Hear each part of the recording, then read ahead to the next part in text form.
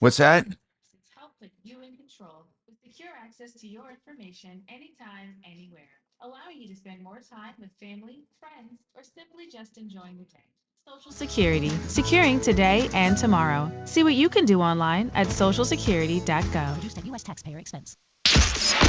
KRFX HD2 Denver. KHOW Denver, an iHeart radio station. Make us the #1 preset on the free iHeart Radio app. Listen for all your music, radio, and podcasts. Free never sounded so good. ABC News, I'm Wayne Cabot. Israel says Iran's missiles injured 271 people this morning. No one was killed.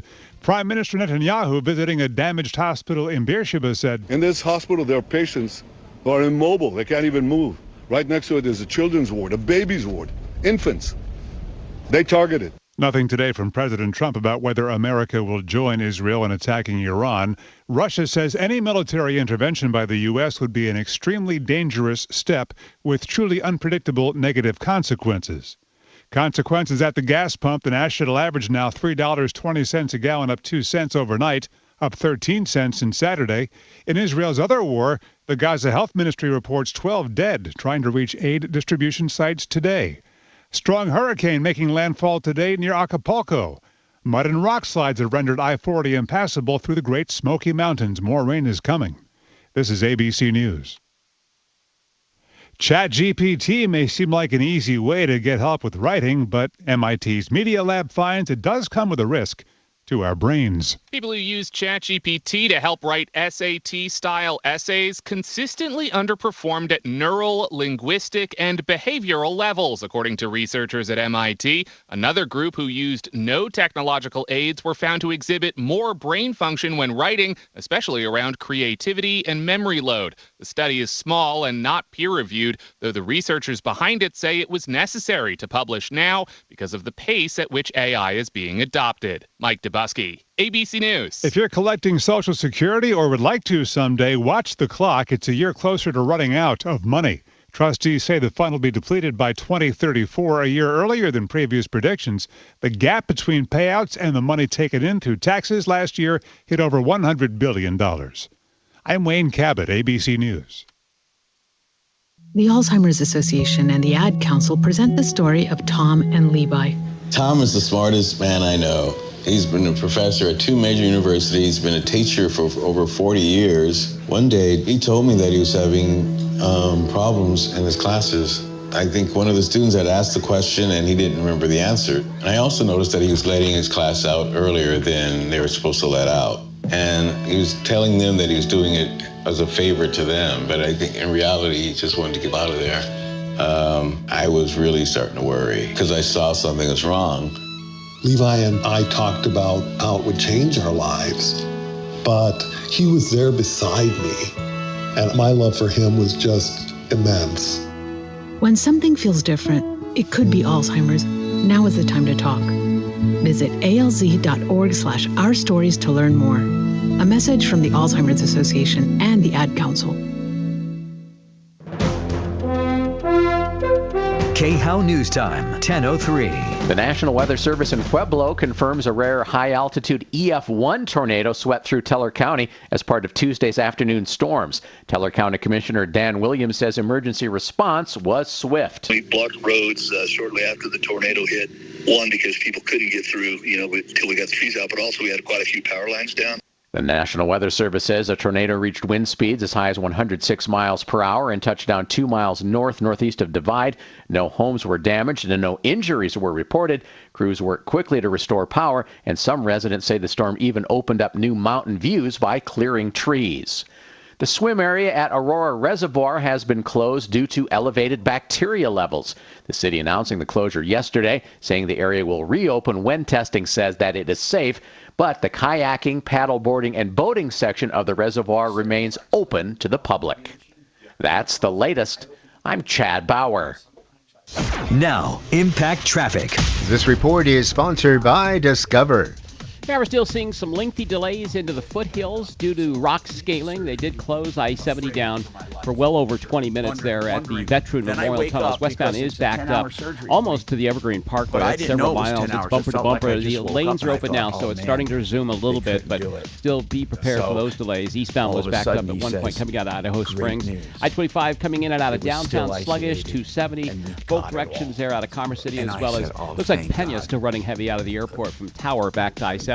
With traffic, I'm Jonathan Steele. Guess what? Discover's accepted at 99% of places that take credit cards nationwide. You heard right, 99%. If you don't think so, maybe it's time to face facts. You're stuck in the past. Based on the February 2024 Nielsen report, learn more at discover.com/credit card. Our iHeartRadio Music Festival Presented by Capital One. is coming. So the reassignment surgery was successful? Yeah, I was telling Nick Proud of you. that I might Superstar live. performances, never before seen collaboration. Hey, Shannon. Hey, even though I lost $20 on the bet, it's worth it. Did you hear what he said? Even though I lost the bet, it was worth it. Oh, my God. Shut up. What were you asking? What'd you need? I just wanted you to know that Yeah. the roadie I set to this microphone, specifically the Shure, Yeah. I'll bet you it sounds better today than yesterday. It sounds very good right now. Yeah, and I Are did you not able- use can that you stupid thing. I processed a refund. No, thank you. I Can told you him, I take- said, it's prohibitive, the size. I mean, Capital. It's like trying to talk into Angela Davis's head. Hey, could you take just a hair off of the volume? Just Okay, bring down something, just a hair. my gain, you Only- mean? Yeah. Tom Martino. How's that? Testing. It should be good. Yeah, I just needed like 1 step, 2 steps down. That's it. I can take it down more if you want. Tell me. Nope. You're great. Plumb line. I just needed the very top to come down. Yeah, you know what I mean? Okay. No hassles. Plumbline Yeah, services. the roadie had I asked AI, and it gave me exclusive settings for this mic on this roadie. Well done. Because that's before great. it was just set to general dynamic. Right. Man, I'll When tell you, joining the roadie has conversation great mic becomes- processor. It is way above average, dude, especially for a portable. Record It's crazy good. Get out there and be heard. to Denver's talk station, 630 KHOW.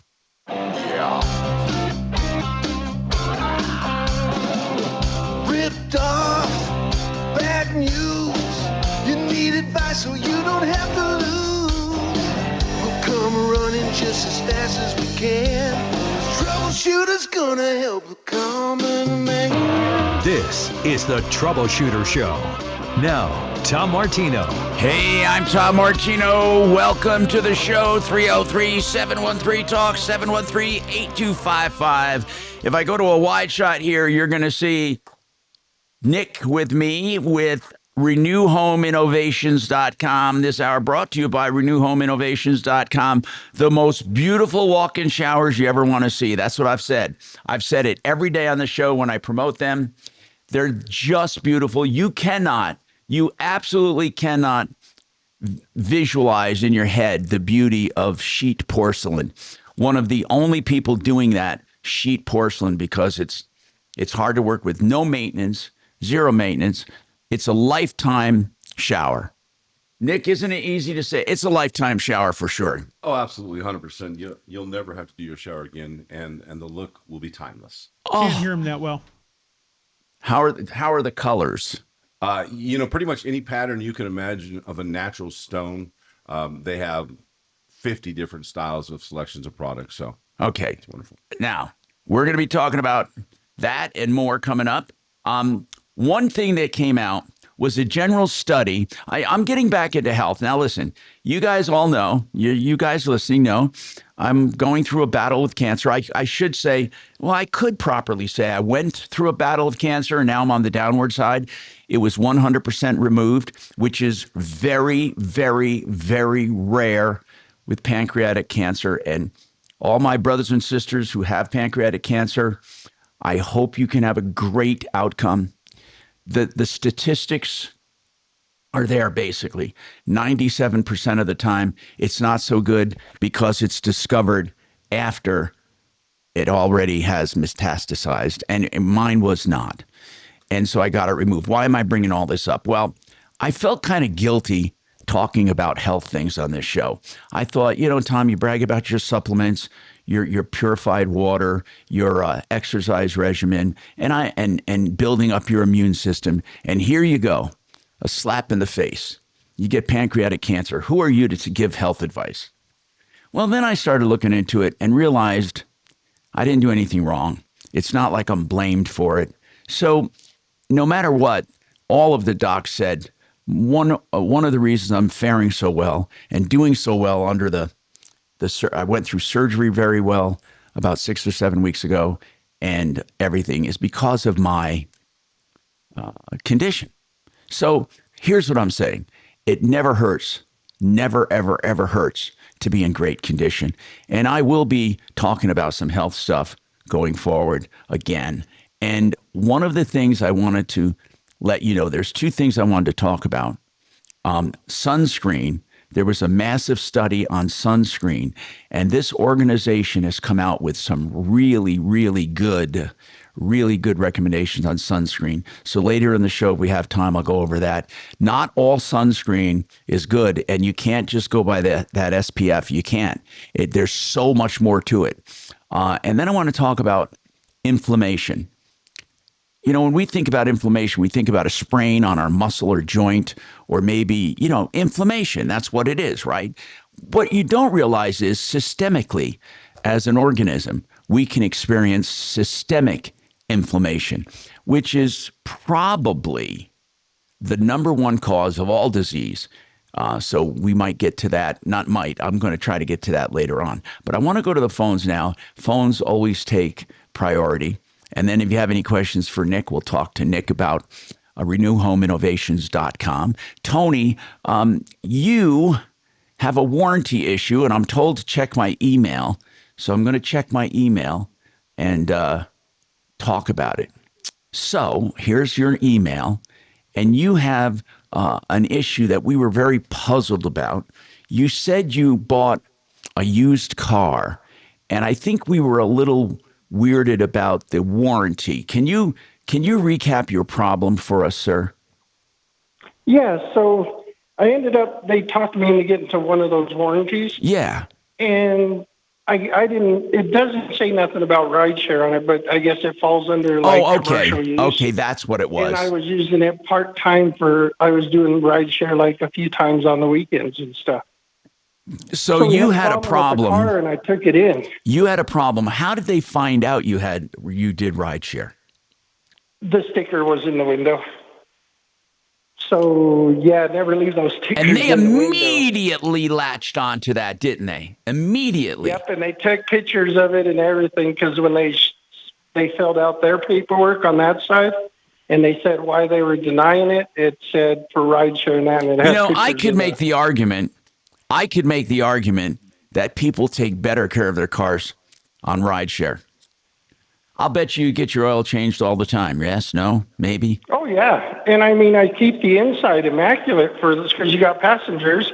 I wash it every couple of days. I mean, when I was doing that stuff, I mean, my car was clean. I mean, so I looked through this warranty, and there are some truly damning clauses here that get them out of it.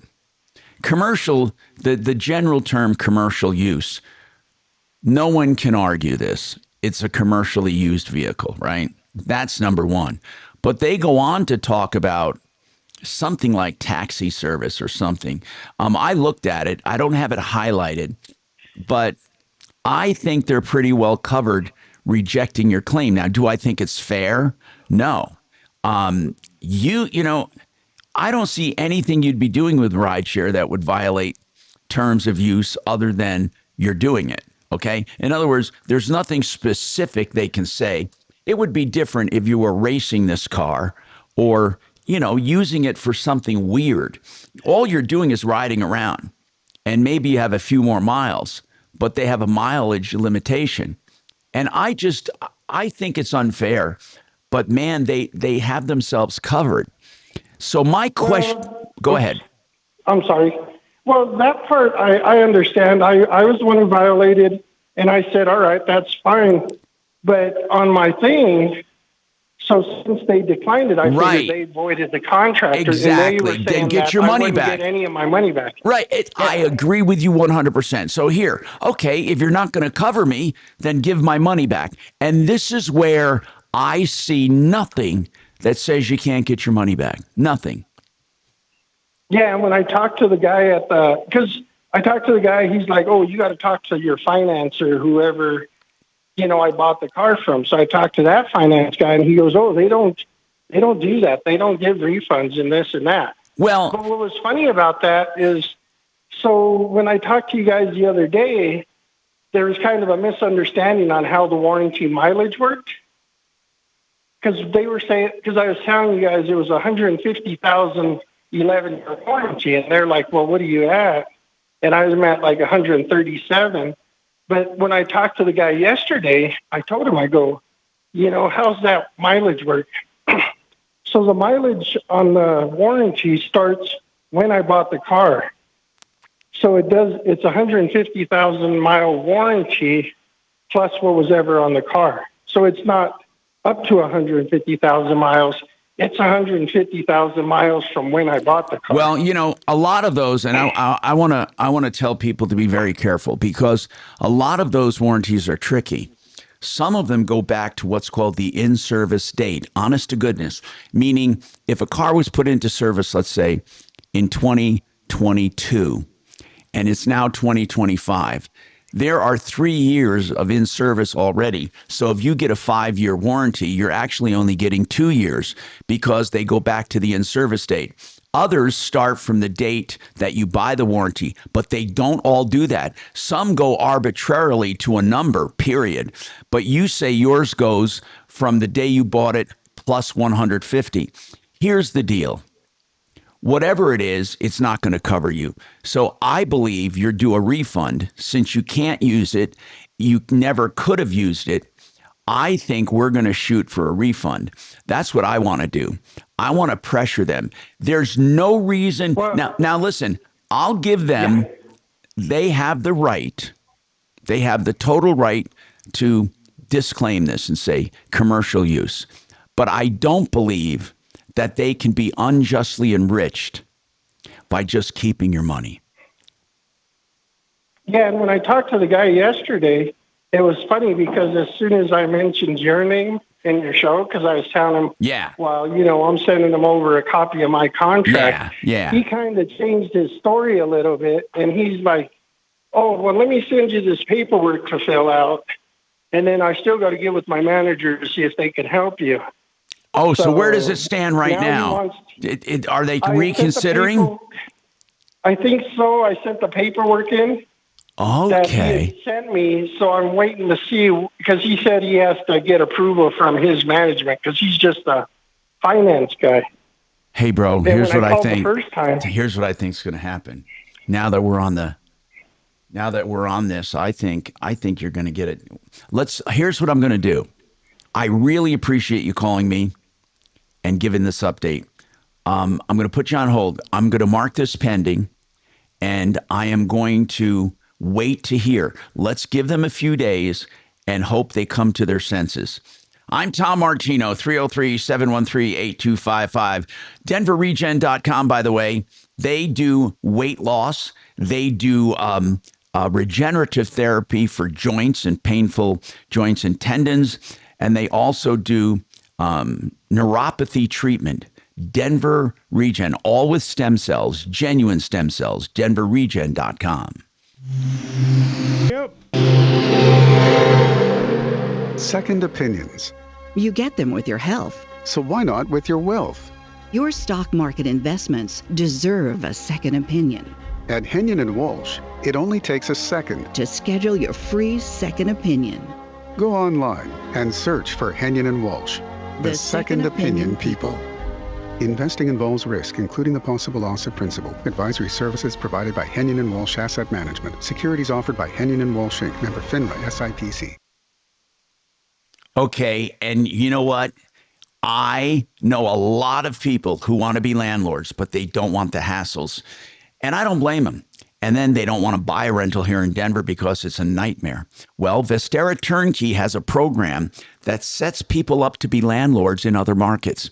It's really a good program. First, they help you identify the proper properties in the proper market with great equity upside and great rents. Then they help you acquire the property. They're brokers. Then they help you manage it through a management company, and they help you sell it. All of that, they basically are your nanny and help you become a landlord. I want you to check them out. If you want to be a landlord and use their system to help you every step of the way, mybiggestreturn.com. mybiggestreturn.com.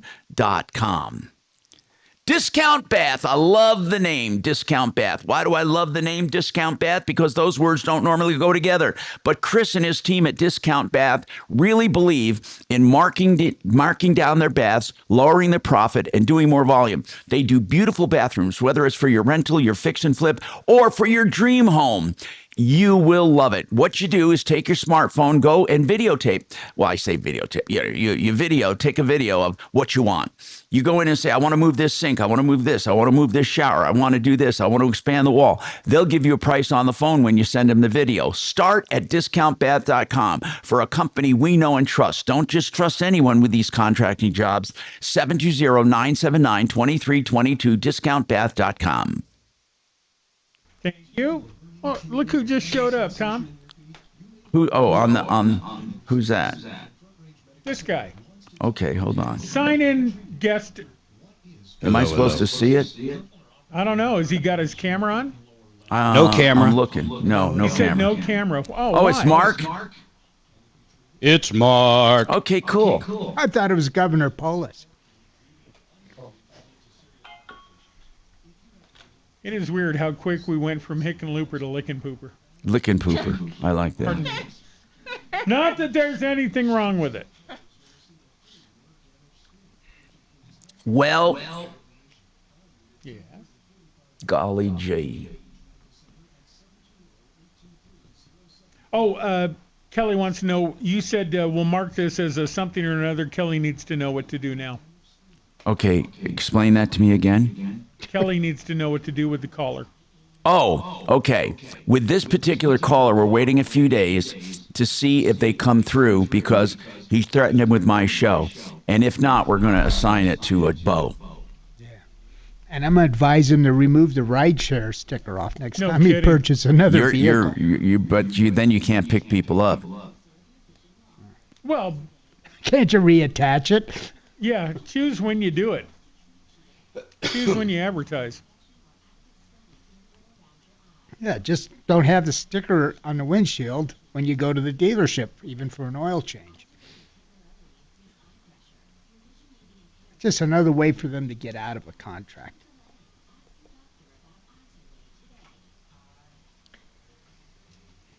All right, Tony, I have your number. We're going to call you as soon as we hear something. Or in terms of if you actually hear something from the people that you're working with. I take my car to King Soopers every week for I will groceries. certainly do Eh, so. Thank you so much. warranty void. Okay, you too. Bye-bye. Holler a little, Bo. Project. I take my car to King Soopers every weekend for groceries. Warranty void. I see. God damn.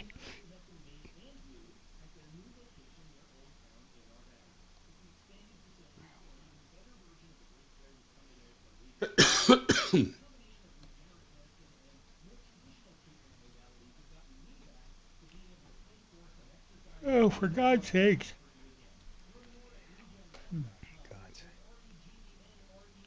Now I know why Dragon's crazy. Stuck with you guys all the time.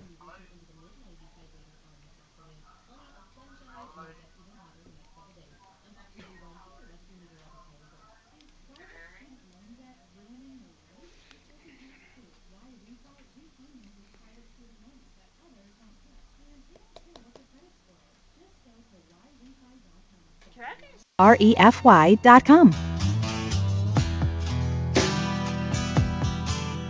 Hi, Tom Martino here. Nick Fox was with us from renewhomeinnovations.com. I have one quick question, Nick.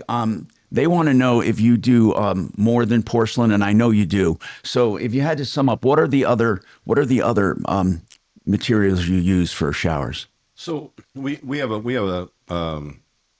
wide variety of different products. Porcelain is obviously our favorite because we love the beauty and the way that. Well, and you do it at such a price that others charge for plastic.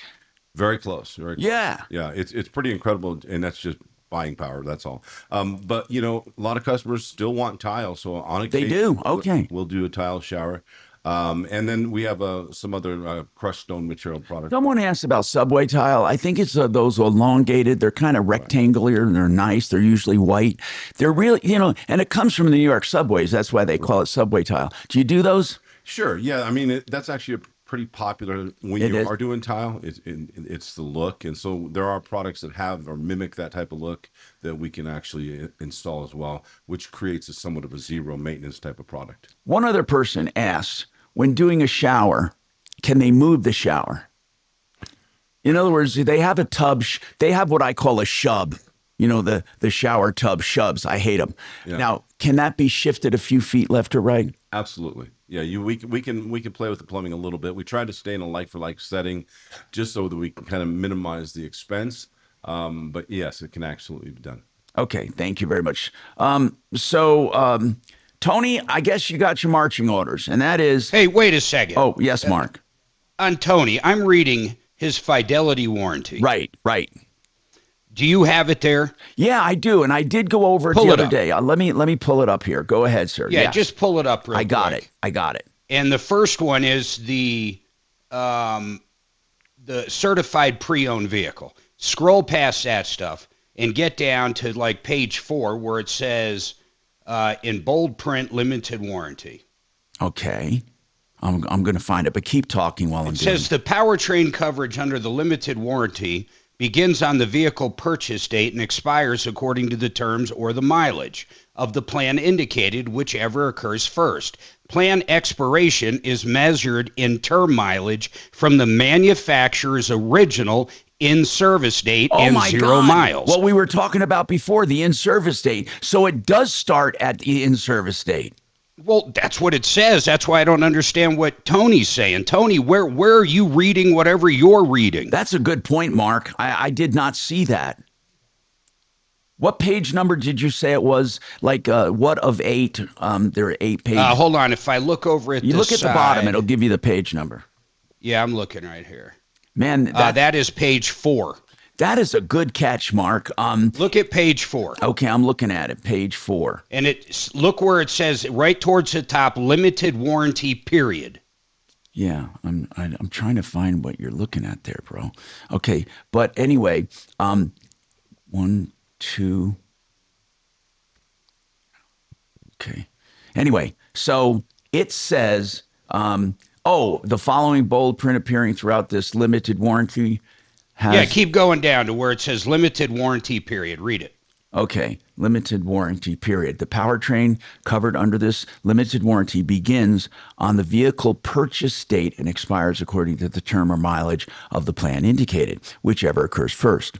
Plan expiration is measured in term mileage from the manufacturer's original in-service date and 0 miles. Not the vehicle. In other words, it runs 100% concurrent. It even goes on further and says, and not the vehicle purchase date and current odometer reading. So if no manufacturer's original in-service date, it can be determined, then blah, blah, blah, blah. But Mark, you're absolutely right. It says that it goes back, and this is what I was warning people before. It goes back to the in-service date. So think about this. If you bought a car and you buy a 150,000-mile warranty, and it goes back to the original in-service date, and you got 140,000 miles on it, you bought 10,000 miles. That's what you bought. Yeah, exactly, for over $3,000. Yeah, this is ridiculous. And they do this all the time. Like on Hondas, it's even crazier. You buy like an extended 3-year warranty. Well, that 3 years is all covered by the manufacturer's bumper to bumper. You literally bought nothing. honest to God, I've said this before and warned people about it.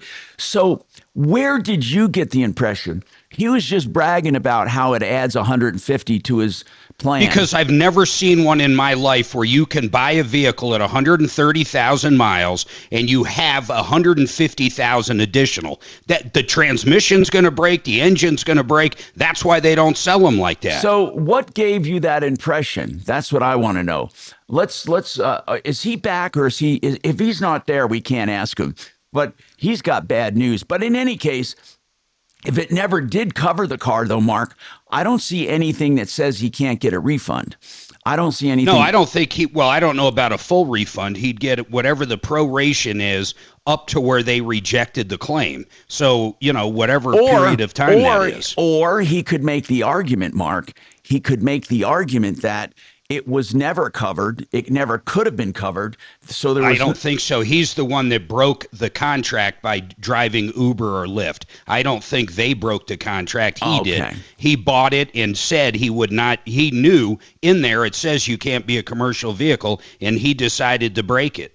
Yeah, man, I'm telling you, in general, buying these warranties, they're not worth it.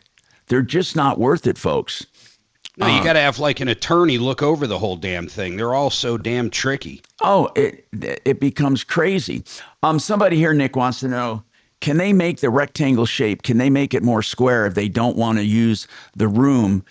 What they want to do is take the tub shower combination and shrink it to a conventional shower. Now, the word conventional is risky here because conventional used to mean a square shower, but I think that's what they're talking about. Absolutely. In fact, that's probably one of the most common things that are happening is people are pulling out the tubs that don't get used in the first place. Right. And so they're conserving space a bit. Yes, and making it more of a user-friendly shower. This is Nick Fox. He's with renewhomeinnovations.com, 303-904-2000. By the way, we got more on the Troubleshooter Show. Your calls on any topic, question, or complaint, and we're going to go over some health-related issues that I've dug up that I think are really, really important on inflammation right after this.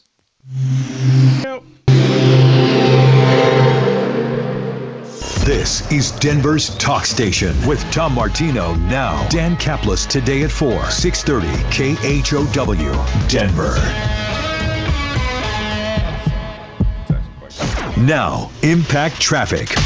This report is sponsored by Discover. Yeah, we're still seeing delays right now on I-70 coming down Floyd Hill through US 6 into the Veteran Memorial Tunnels, all due to rock scaling, but they have completed their project or the job for today. No more closures are expected. Right now, it is reeling, though, if you're heading in towards the Idaho Springs area. City traffic a little busy on 270, I-25 through downtown. A little bit of traffic on Pena coming out of the airport's been a little sluggish, and a little bit of construction here and there, but no major delays as far as crashes. With traffic, I'm Jonathan Steele. Guess what? Discover's accepted at 99% of places that take credit cards nationwide. You heard right, 99%. If you don't think so, maybe it's time to face facts. You're stuck in the past. Based on the February 2024 Nielsen report, learn more at discover.com/credit card. Now, two very important messages here because both of them come with warnings of ripoffs. Fix It 24/7, a wonderful company for plumbing, heating, cooling, electric drains, does the $39 Extreme Clean Check and Tune for your AC. The heat's here. Get that worked on and make sure you don't have any costly breakdowns. Add efficiency and longevity to your system because dirt and grime's the #1 killer. That's for those who haven't had it done before, $39. FixMyHome.com, book now. FixMyHome.com, book now. And to protect against ripoffs, they're going to do free second opinions. You can trust them. FixMyHome.com. Book now. And Excel Roofing, another big warning. Excel Roofing, as in excellent, are great roofers. They don't take a cent until you're content. That means the end of the job. No cancellation fees, no penalties. All they do is earn your business each and every day. It's a no-risk roof company that I've trusted for 25 years. You can too. Excel, as in excellent, E-X-C-E-L, excelroofing.com. I want you to call them, get your roof inspected, and remember, no risk, 303-761-6400. Thank you. Tom, I don't want to throw everything off, but I am having a hard time hearing. That'll be a very good update. Okay, everyone was talking on everybody. What did you say, Shannon? I was having a hard time hearing Nick. Oh, Nick. Okay, yeah, he doesn't talk directly into the mic sometimes. So I'm going to boost. All right, Nick, shape up or ship out.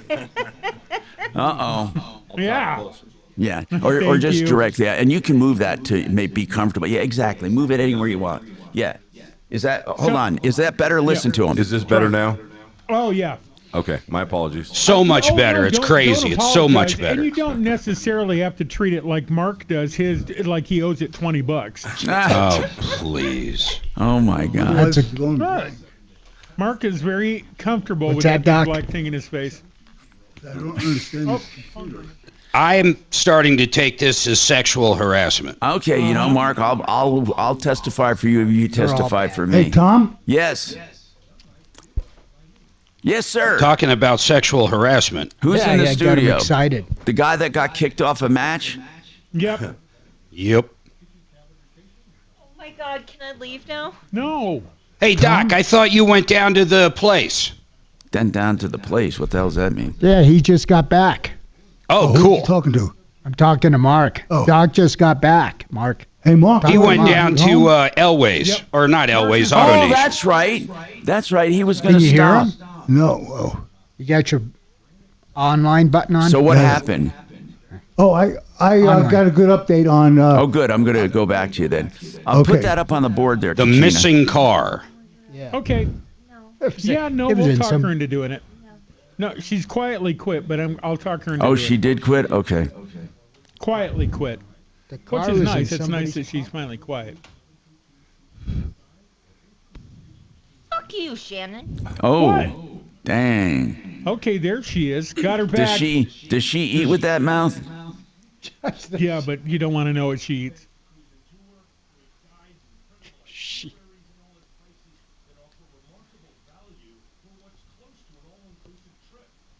I got this dialed in, Shannon, with the delay and everything. Got it all dialed in. It is true. Like I say, and it's worth the, I don't know, couple thousand cycles of frequency response. Yeah. That's all. I mean, it just takes a little off the high, a little off the low, but it's good. And I think he sounds like Mighty Mouse. Oh, Yeah. wow. Here I come to. I used to love those cartoons. I loved them. I never liked Mickey. I never liked Mickey Mouse. Oh, that's a shame.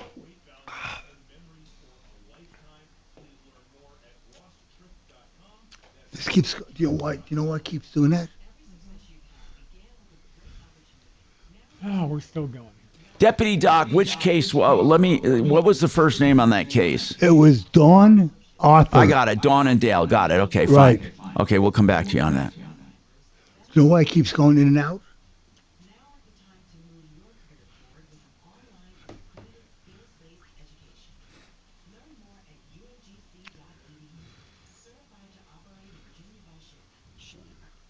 That's okay. We're good.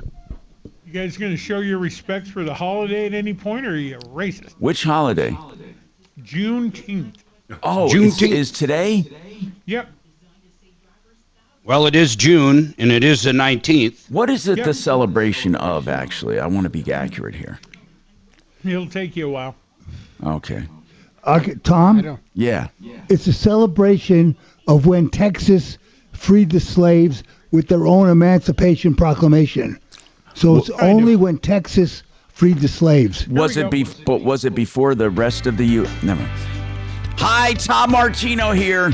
Listen, if you're looking for a will, a simple, quick will, or you're looking for a trust, or maybe creatively you're using an LLC, a family LLC, like the Martino Family LLC, you can do that through Mackenzie Law. He's really incredible on estate planning. The 833 CO Plans. He's live and local. He has that number, but it is local. 833 CO Plans, and it's coplans.co. You should have an estate plan no matter what. There's no excuse not to. Now, let's talk here. And what's really important I wanted to talk about is this case with Deputy Doc. We were so mystified by it. So I'm going to go over just basically what it was. Somebody called in and said it was Dale, and it was for his daughter, Dawn. Then Dawn got on, and she bought a 2013 Jeep Grand Cherokee Unlimited. This is the same problem we get over and over and over again. And she bought the warranty. Long story short, light comes on. They say, we're not covering it. Now, AutoNation towed it in 2 months ago, and she just wants to get it fixed and move on. They can't find the car, she said. She said they told her the car is lost. No one knows where it is. Deputy Doc called yesterday 3 times, and 3 times he was hung up on, and after being put on hold. He was pissed and said, I'm going to go there in the morning in person and ask about this car. So, Deputy Doc, take it away. Okay, so I went down there, and finally I spoke to a guy named Jacob in person, who's in the sales department, but apparently there's 2 separate service places, one for the regular service and one for some other kind of service. Anyway, he was very helpful. There's a secondary lot, which is about a quarter mile away from their main store on Arapahoe Road. So he was able to track down the fact that the car is, in fact, at their secondary lot. We finally found out who knows about what's going on, and it's the general sales manager. His name is Andy. He was not there. Jacob, and I believe him, is going to send him a note, because I saw him write it down, and have Andy call Dawn this morning, and then we'll take it from there. But at least we know where the car is. Good. And maybe they can work something out with the warranty. Look, I don't know, like I said, if it's supposed to be covered or not, but what really bothers me is how many of these calls we get. It's incredible. It's incredible. And they all have to do with high mileage cars people buy, and then they buy an extended warranty, and they're fat and happy. And what happens? The extended warranty doesn't cover their problem. They call us and expect to get it covered.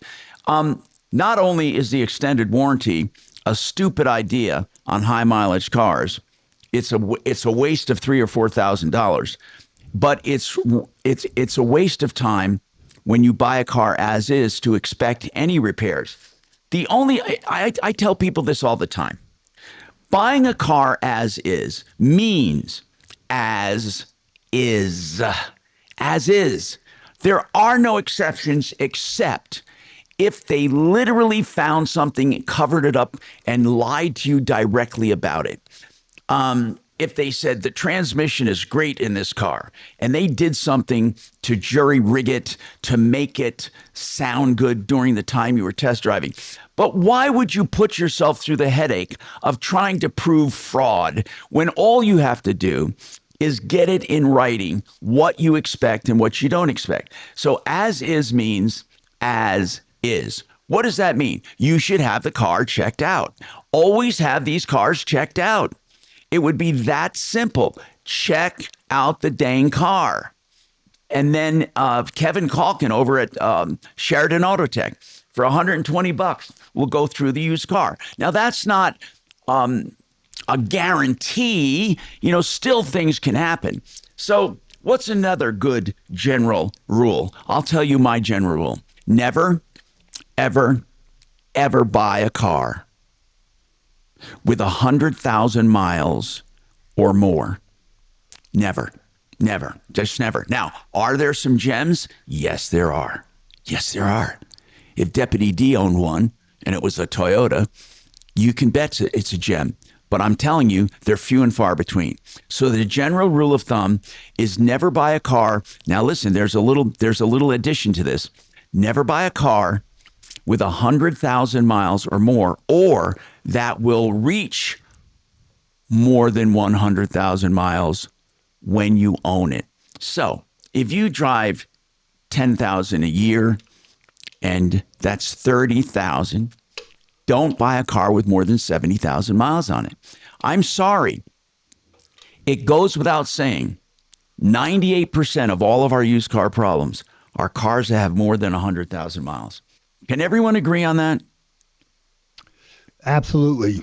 Why would you take the chance to buy a car with that many miles? Now, some people say, Tom, it's because that's all I can afford. And this is where I make my argument. Take whatever cash you were going to do and put it down on a new car with a good warranty. I would suggest, if you're sensitive to monthly payments and you want to get a car that's relatively inexpensive but has a great warranty, you have Hyundai and you have Kia. I would say, go ahead. And some of those leases now, remember last Friday we were looking at those, I think it was a Nissan Leaf. Oh, my God. I mean, they were like $200 a month, man. I know it. And I don't know why so many people feel I just want to pay for it and get it over with. And I keep bringing up this case a few years ago, Mark, where the woman said, no, she was it was like $46.95 she was buying a car. She goes, it's bought and paid for. I don't want to have to worry about it. And I said, take that $46.95. You had found a deal back then on a Hyundai. If she put that $46.95 down, her payment would have been $135 a month on a brand new car with a 10-year warranty. As it turned out, a couple years later, she had ended up spending 3 times the $46.95 to keep that car running, whereas a new car, she would have spent nothing. So please don't automatically look for an old used car. Don't. Consider a new car in some circumstances or slightly used. 303-713-TALK, 713-8255. One Clear Choice Garage Doors for your garage door needs, all of them. They're great people, and they offer 24/7 service. If you ever have a garage door jam at night and you can't close it and can't secure your house, it's oneclearchoicedoors.com. Yep. Now, Impact Traffic. This report is sponsored by Rapid Radios. Yeah, we're still seeing delays right now on I-70 coming down Floyd Hill through US 6 into the Veteran Memorial Tunnels, all due to rock scaling, but they have completed their project or the job for today. You haven't said anything about my timing. Expected. Right now, it is reeling, though, if you're heading in. Which is going to be fantastic until you blow it up. Okay. Busy on 270, I-25 through downtown, a little bit of traffic on. I mean, military precision for now, Mr. Martino. Major delays as far as crashes. With traffic, I'm Jonathan Steele. Stay connected and stay productive with Rapid Radios. Business owners trust Rapid Radios for instant, reliable team communication with nationwide LTE coverage, push-to-talk convenience, and room for up to 200 units on one feed. Keeping connected's never been easier. Order now at rapidradios.com. No one ever expects to need a defense attorney, and you may never need one, but you might want to refer one to someone. But here's the bottom line. Don't shop for a defense attorney when you need one and you're under pressure and you have to pay all this money up front. I have a suggestion. Joseph A. Lazzara or Joe Lazzara. Find him at referrals.com. Lazzara. And put the name down now. I hope you never need it.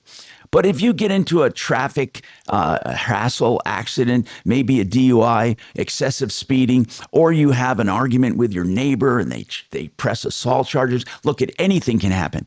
Joe Lazzara will do free initial consultations and then flat rate pricing. You can't beat it. Joe Lazzara, 303-429-6200. CMG, I want you to go direct. Yay. Either a refinance, take out it's some of that out. cash, pay off that high credit card debt. They're going to give you the best rate out there. can put a They're little the tape on direct it, lender. too, They Doc. lend over $2 billion a month. You need a reverse mortgage, they're going to save you on fees. They're going to give you the Yeah, the best glasses price with you in on the a car. reverse Yeah. mortgage. You want to hear about the all-in-one loan? Give them a call. It's a 30-year line of credit that can't be Got a taken little away on the good tape equity in on your it. home. Tape. For more information, call John Clace at CMG, 303-882-6679. I promise, go direct. You're going to save money. 303-882-6679 or partnerinlending.com. Why are you putting this shirt on? That was good. Doc's going to take me out for a burger. Of course it was good. Oh, man. Let's take it easy there. You guys can turn the studio cam on if they want, since There isn't one. Mark won't turn his I on. can go get it. Yeah, What she do can you go get it and do it. unclog a, Hey, but I got to tell you, Buy and build. Buy and build roller auctions, Tom. No, Yeah. I got Roller some auction. good stuff. I bought You the need it paddleboard. today?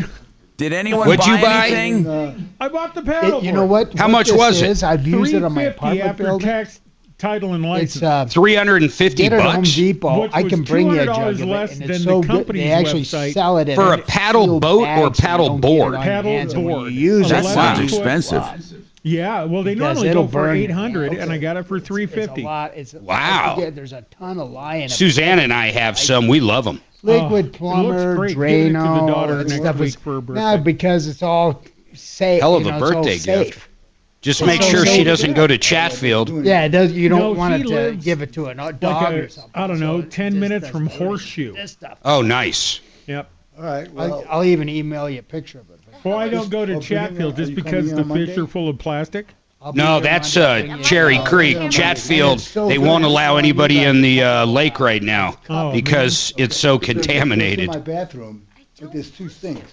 What did So I can just use the. Doc I'll just use the spill other. his Yeah, pill you bag pour it there? in and let it set for about Yeah. like 3 hours. Okay. Then put hot Fish water. are and then confused between their apply it. Perfect. erection pills and.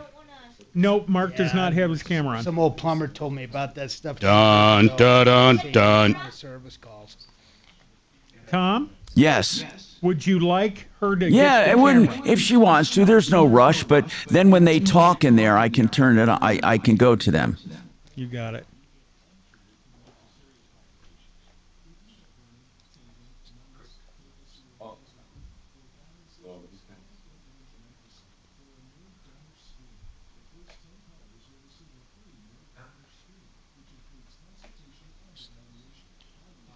Doc, do you want me to look at your glasses during the show? No, I'll do it. We can do it. All right, when we go out off, because I got some really good tape in the car. Nerd tape. Yeah, What is that? It's King Kong tape. You know where the nerds have you always see them in the movies with their glasses are taped in the center. Yeah, Mine's taped on the left side right now. because they're too Yeah. busy doing math problems to go to the eye doctor.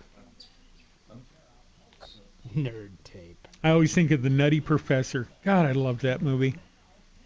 Well, Mrs. Purdy, That was a good it's a movie. very simple equation, quite frankly. Yeah, All right, Tom wants you guys on cam. Somebody has to move into the host seat. What was that? What? Tom wants you guys on cam. Somebody has to move to the host seat. I'll go sleep on Mark's station. To the host seat. Yeah, you're the host, Doc. You to talk. All right, Kelly's setting up the camera. Let me know which part of the floor or ceiling she accidentally pointed it at. Yeah, let me check it. I'm gonna go look. Well, she's just doing it now, and it's completely out of reach, and she can't see the viewfinder. Poor little thing.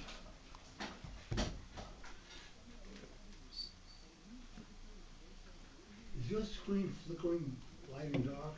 No, it's actually working. No, it's not computer, Doc. I told you. She'll be fine. We already have a trouble ticket. All right, here we go. Hi, Tom Martino, your troubleshooter. All right, 303-713-8255. Nick Fox with us from renewhomeinnovations.com. I have a question. Someone wants to know, how far outside of the shower area do you go with your renovation of a bath? Do you do just the shower area? Is that your main thing? Well, we like to focus on the shower space, but ultimately we do complete bathroom models. Also, So if someone says, can you do this area or that area, you can do that too? 100%. So on that note, they want to know if you've ever done like a wainscoting with the porcelain to carry on the shower. Absolutely. We, in fact, probably 50% of the customers that we do showers with will take some form of wainscot, either around a tub, like a freestanding tub, or around a toilet, or just bringing it to connect to a vanity. So all the time, it's very popular, and it actually completes the space. And this is real porcelain. Oh yes, it's absolutely stunning. How did this? So they must get this giant slab and cut sheets of it. So a year ago, we would have to have it cut with a CNC machine, which is with a water jet. Today, we're able to fabricate 90% of everything we do in the driveway, based off of some proprietary product that is built into the material. So you can template and cut right there? Right in the field.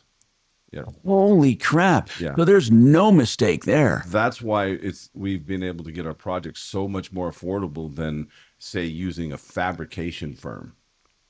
Oh, I get it. So you go there with raw material. Correct. Now, what about the sealing properties as an SEAL, sealing from moisture, water, spots? How does porcelain hold up? Is it porous, or is it pretty much, or do you have to seal it? How does that work? It really is kind of one and done. I mean, if you do it correctly. I mean, so we seal each panel, we install it with all the proper material. Really? The proper adhesives, and then we put in the sealants around But the seam. The surface itself doesn't pick up water spotting and all that. It's impervious to moisture. Yeah, absolutely. We have no issues with moisture getting behind. Now, they don't still make toilets out of porcelain, right? That's too expensive. Do they still make porcelain toilets? They might. I mean, I don't know. I mean, I was just curious more than anything. Some kind of stone. Okay. Yeah. Now, on the you answered how far outside the shower area. Can this be used? And I even hesitate to ask this, for flooring. Absolutely. Yeah. What? Yeah. No, in fact, we did a shower recently, which was about a 20 by 20 shower. Wait. 20 by 20 shower. 20 feet? Yes. By 20 feet? Correct. Yes. Why would Mark 20 by 20? Now, I thought Mark had the most giant shower I've seen recently. I've seen some. Ours is pretty big, man.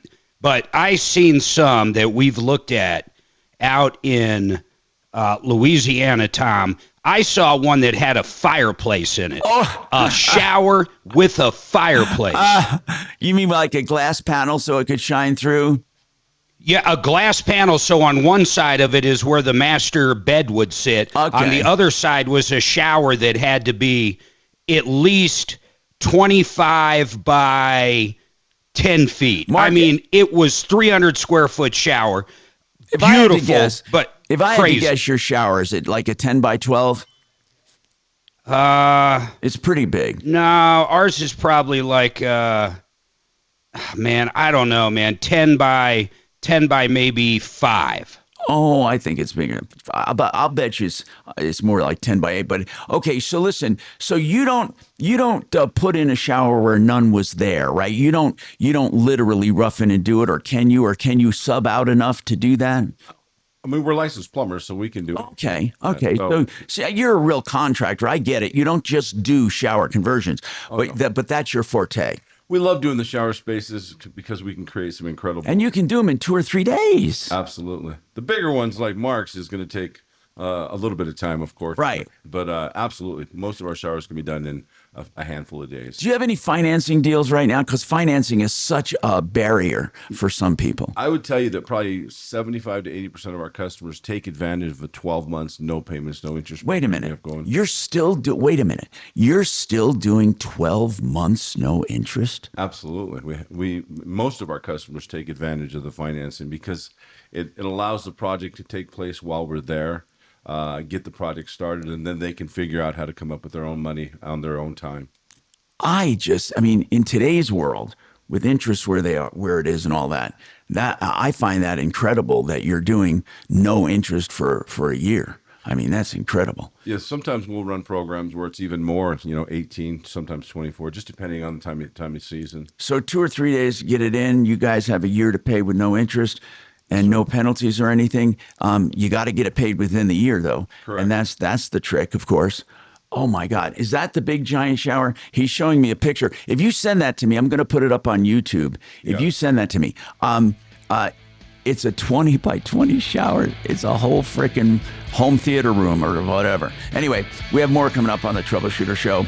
And we're going to talk health. And we're going to talk all kinds of issues near and dear to your heart and your pocketbook at 303 Martino, 303-627-8466. Thank you. Okay. No, thank you, Shannon. No, thank you. you, Shannon. Thank you for being you. Hey, Tom. That's so nice. Yes, sir. Mark's in it. I'm taking a Bo What? over to the club to get a hamburger after the show. You want to join us? I can't because I have a doctor's appointment. Dang it. All right. Well, I'll take you next week. Okay. Doc Spine, Tom. Oh my gosh, that would have been great. A man-free first. Okay, so I can check the studio cam. Oh, that's cool. Okay, we got the studio cam right now. Really? Yeah, I'm gonna put it up there soon. Yeah. So you'll notice I'm wearing sunglasses. My regular prescription glasses broke this morning, and at least these sunglasses are prescription. Oh, I see them. Yeah, you look like Like yes, you're I'm not trying to be cool. I'm not trying to be cool. I just have to make sure I can read things. Wherever that guy is now. Look like a damn Secret Service agent. Doc has always kind of had a hint of Keith Richards. Oh, which would be a great cologne, by the way. Hint of Keith. Hint of Keith. He's wrong with crazy. you, Shannon? He's a crazy person. Seriously. I'm doing pretty good. I'm gonna get let's see. I'll get coffee. We have a few minutes here. Do you want any? You can start that anytime. Thanks so much. Okay. It's only 11? God, I thought it was... That was only 1 hour, Kelly. Buckle up, Buttercup. You can go home, Kelly. We'll handle the calls. Yeah. We want you happy. Not at our expense. Welcome to the Tom Martino Show. Yeah. What is your question I'm for having Tom? a very hard time understanding you. Are you on a speakerphone or do you have earbuds? I can't understand. Are you talking to me? Can you hear Talking me? to me? Are you talking to No, me? this is Kelly on the phone. Hey, you will have another CMG in the next break? In the break that is coming up?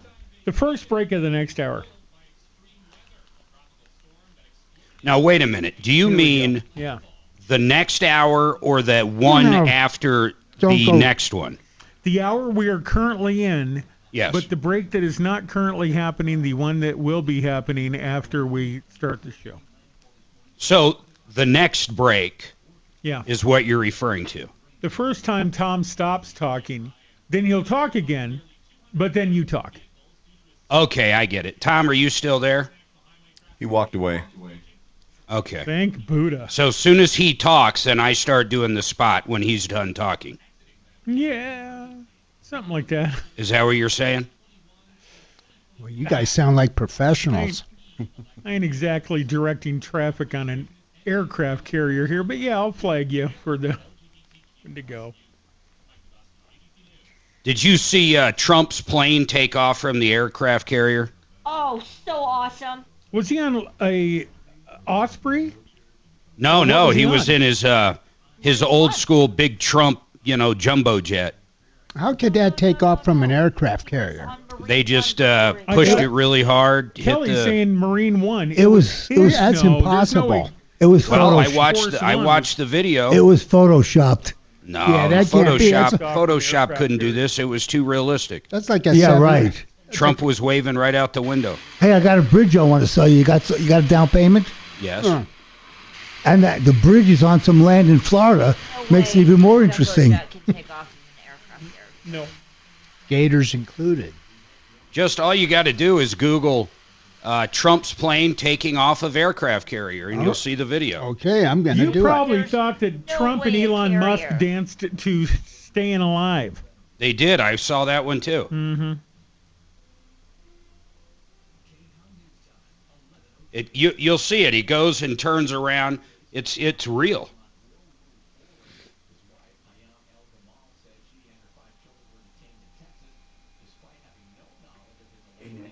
Yes, sir. I see it. He's turning 18. Did you find it? 5 months. I don't know what video it is, but that's on the damn runway. And is he a pretty down-to-earth kid? Oh, they even have it kind of taxi, and that's pretty good. Yeah, Here, I'll send you. Is that on an aircraft carrier? I'm gonna put the link up on our thing. Hold on, let me make sure this is the right video. I think it's at LaGuardia. Yeah, here it is. Hold on. I'm gonna put the video up. Well, or not the video. I'll put the link up on our. With 100,000 moms, it's a good idea or anything thing. like that. But okay, you guys ready? It's pretty cool, man. It's real. Fleet. I didn't know they could do it either. Like for me, okay, it's do you see the link, guys? The actual jet goes right through a crowd of Navy guys. The link is in the chat for YouTube, man. Okay. Guess I should pay attention. Do you see it? Yes, I do. There you go. Now click on it. Well, that's pretty cool. You can. And then in your face. Right. I'm gonna have to stand corrected. That does look like a floating ship. Very rare Airbus A380 takeoff from aircraft carrier. That is very rare. Was this recent? This was, I think, about 2 weeks ago. The A380 is almost as big as a damn aircraft carrier. Well, just look at the link, Doc. What do you want me to tell you? Yeah, he did send it. It's on YouTube. You just click it. Yeah, right. And it's not Photoshop, right? You know something, Photoshop, Mark? first of all, it's not a picture. It's an actual video. First of all, you can't Photoshop anything but photos. Can you see, see it, Doc? Well, you didn't need to know that. It's it didn't really happen. You know Come on. something, Mark? There's no way on the planet they could land that plane on a carrier. Different speculums. Leave Doc alone. God damn it. Speculum. Way to go, Shannon. What kind of a Latin word is that? Everybody knows their own thing. Fast forward to like halfway where it takes off. You can see how it does it. Okay. And yes, it can land on there. There's a big sling to catch it. like a big fishing net. On that kind of a plane. The sling is made by Victoria's Secret. It's a huge bra. Hey. Triple. Here it goes. First of all, the wingspan is wider than the aircraft carrier. Yep. That's why it's over to the right. Yeah, it has to jog around quite a bit before it gets into position. Yeah, it's spinning around. And then it ran over a bunch of Navy men. No, it's crazy, man. That's why they don't do it often. Yeah, I wouldn't either. Here it goes. I'm watching it right now. End up like a Malaysian Watch how jet. fast it gets going. Mark, I was on that plane and it crashed, and I was the only survivor. Bam! Are they using like the steam with those catapults? Well, it's a catapult system. All right. Okay. That's how they catch it, and then they catapult it away. Like I'd like to do to an actual cat. That's pretty cool, though. All right, I'm watching Is that why it they take call off. That? When you throw a cat, it's a catapult. That's pretty cool, isn't it, Bo? Yeah. It's hard to believe, but I never seen anything. I'm going to send this to my brother. Ripped off, bad news. You need advice so you don't have to lose. We'll come running just as fast as we can. Troubleshooter's gonna help the common man. This is the Troubleshooter Show. Now, Tom Martino. Hey, I'm Tom Martino. Welcome to the show. 303-713-TALK, 713-8255. How are you doing?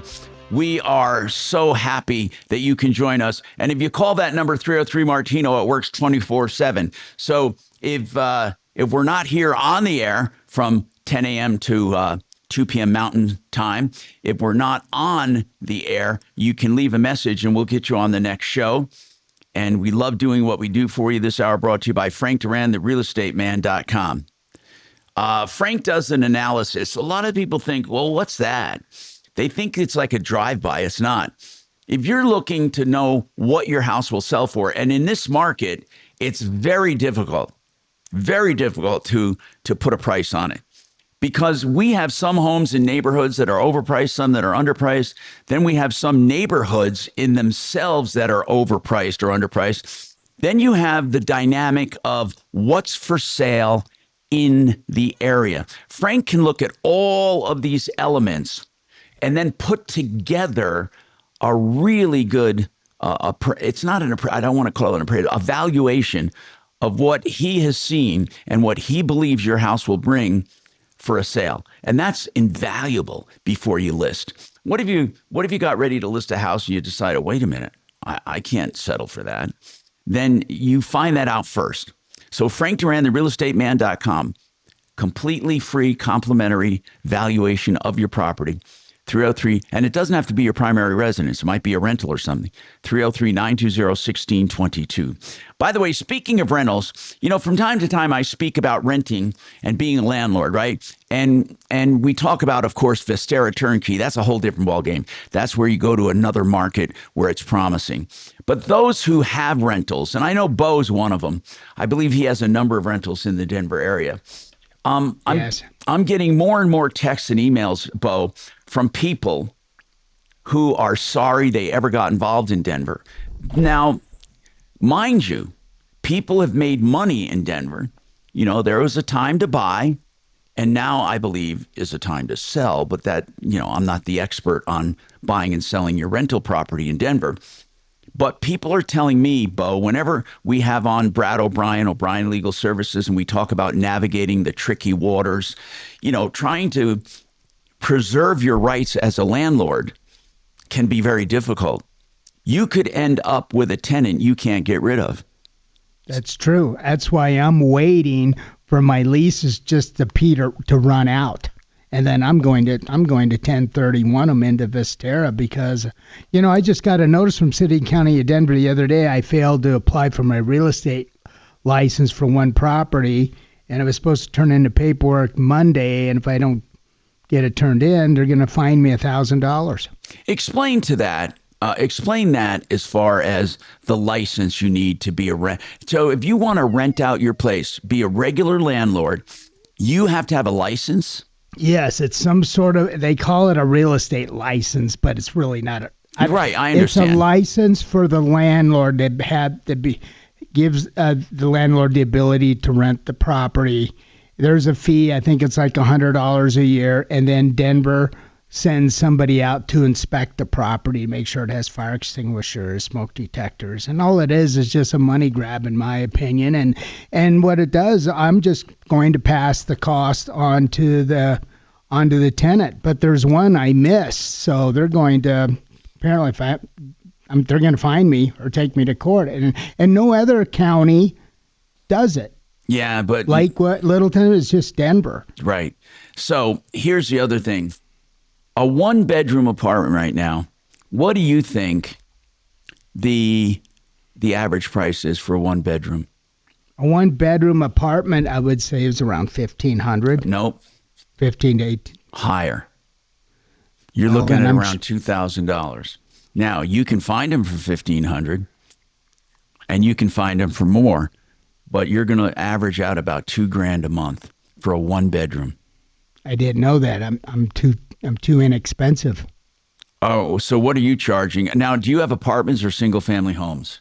I've got 7 to 8 single-family homes, and then I have a small apartment building in downtown Denver. And my 2-bedroom houses, I charge about $1,800 to $2,200 a month. On the 1-bedroom apartment building, it's $1,500 to $1,600. Now, and they're always full.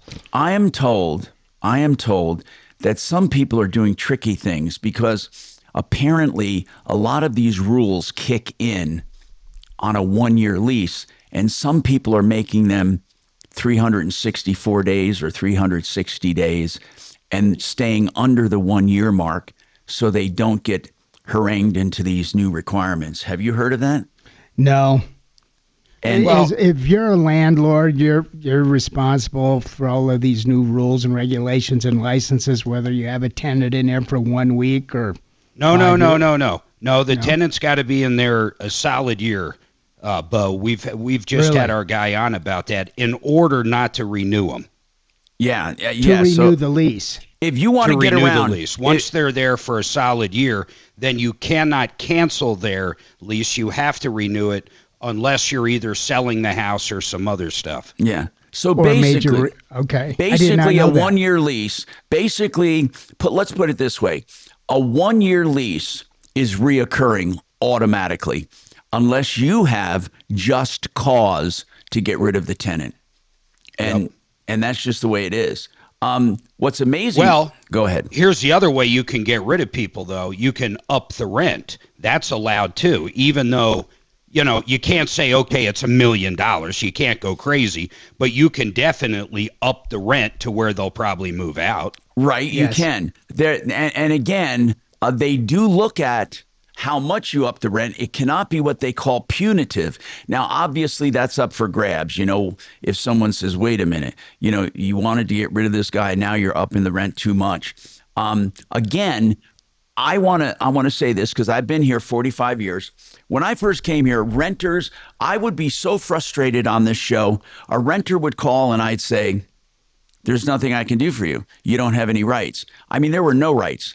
I mean, no rights at all, except if you paid your rent, you got private use of your premises. But there were no rights at all. And then all of a sudden, things started swinging the other way. Not all of a sudden, I shouldn't say that, slowly. And then all of a sudden, prior to COVID, it wasn't actually COVID, but prior to that, so many laws came into effect on the state level. And then Denver, whatever, you know, just amplifies that. Whatever the state is, Denver's always goes beyond that. So I've had people tell me they will never own a rental in Colorado again, never, because it's too restrictive.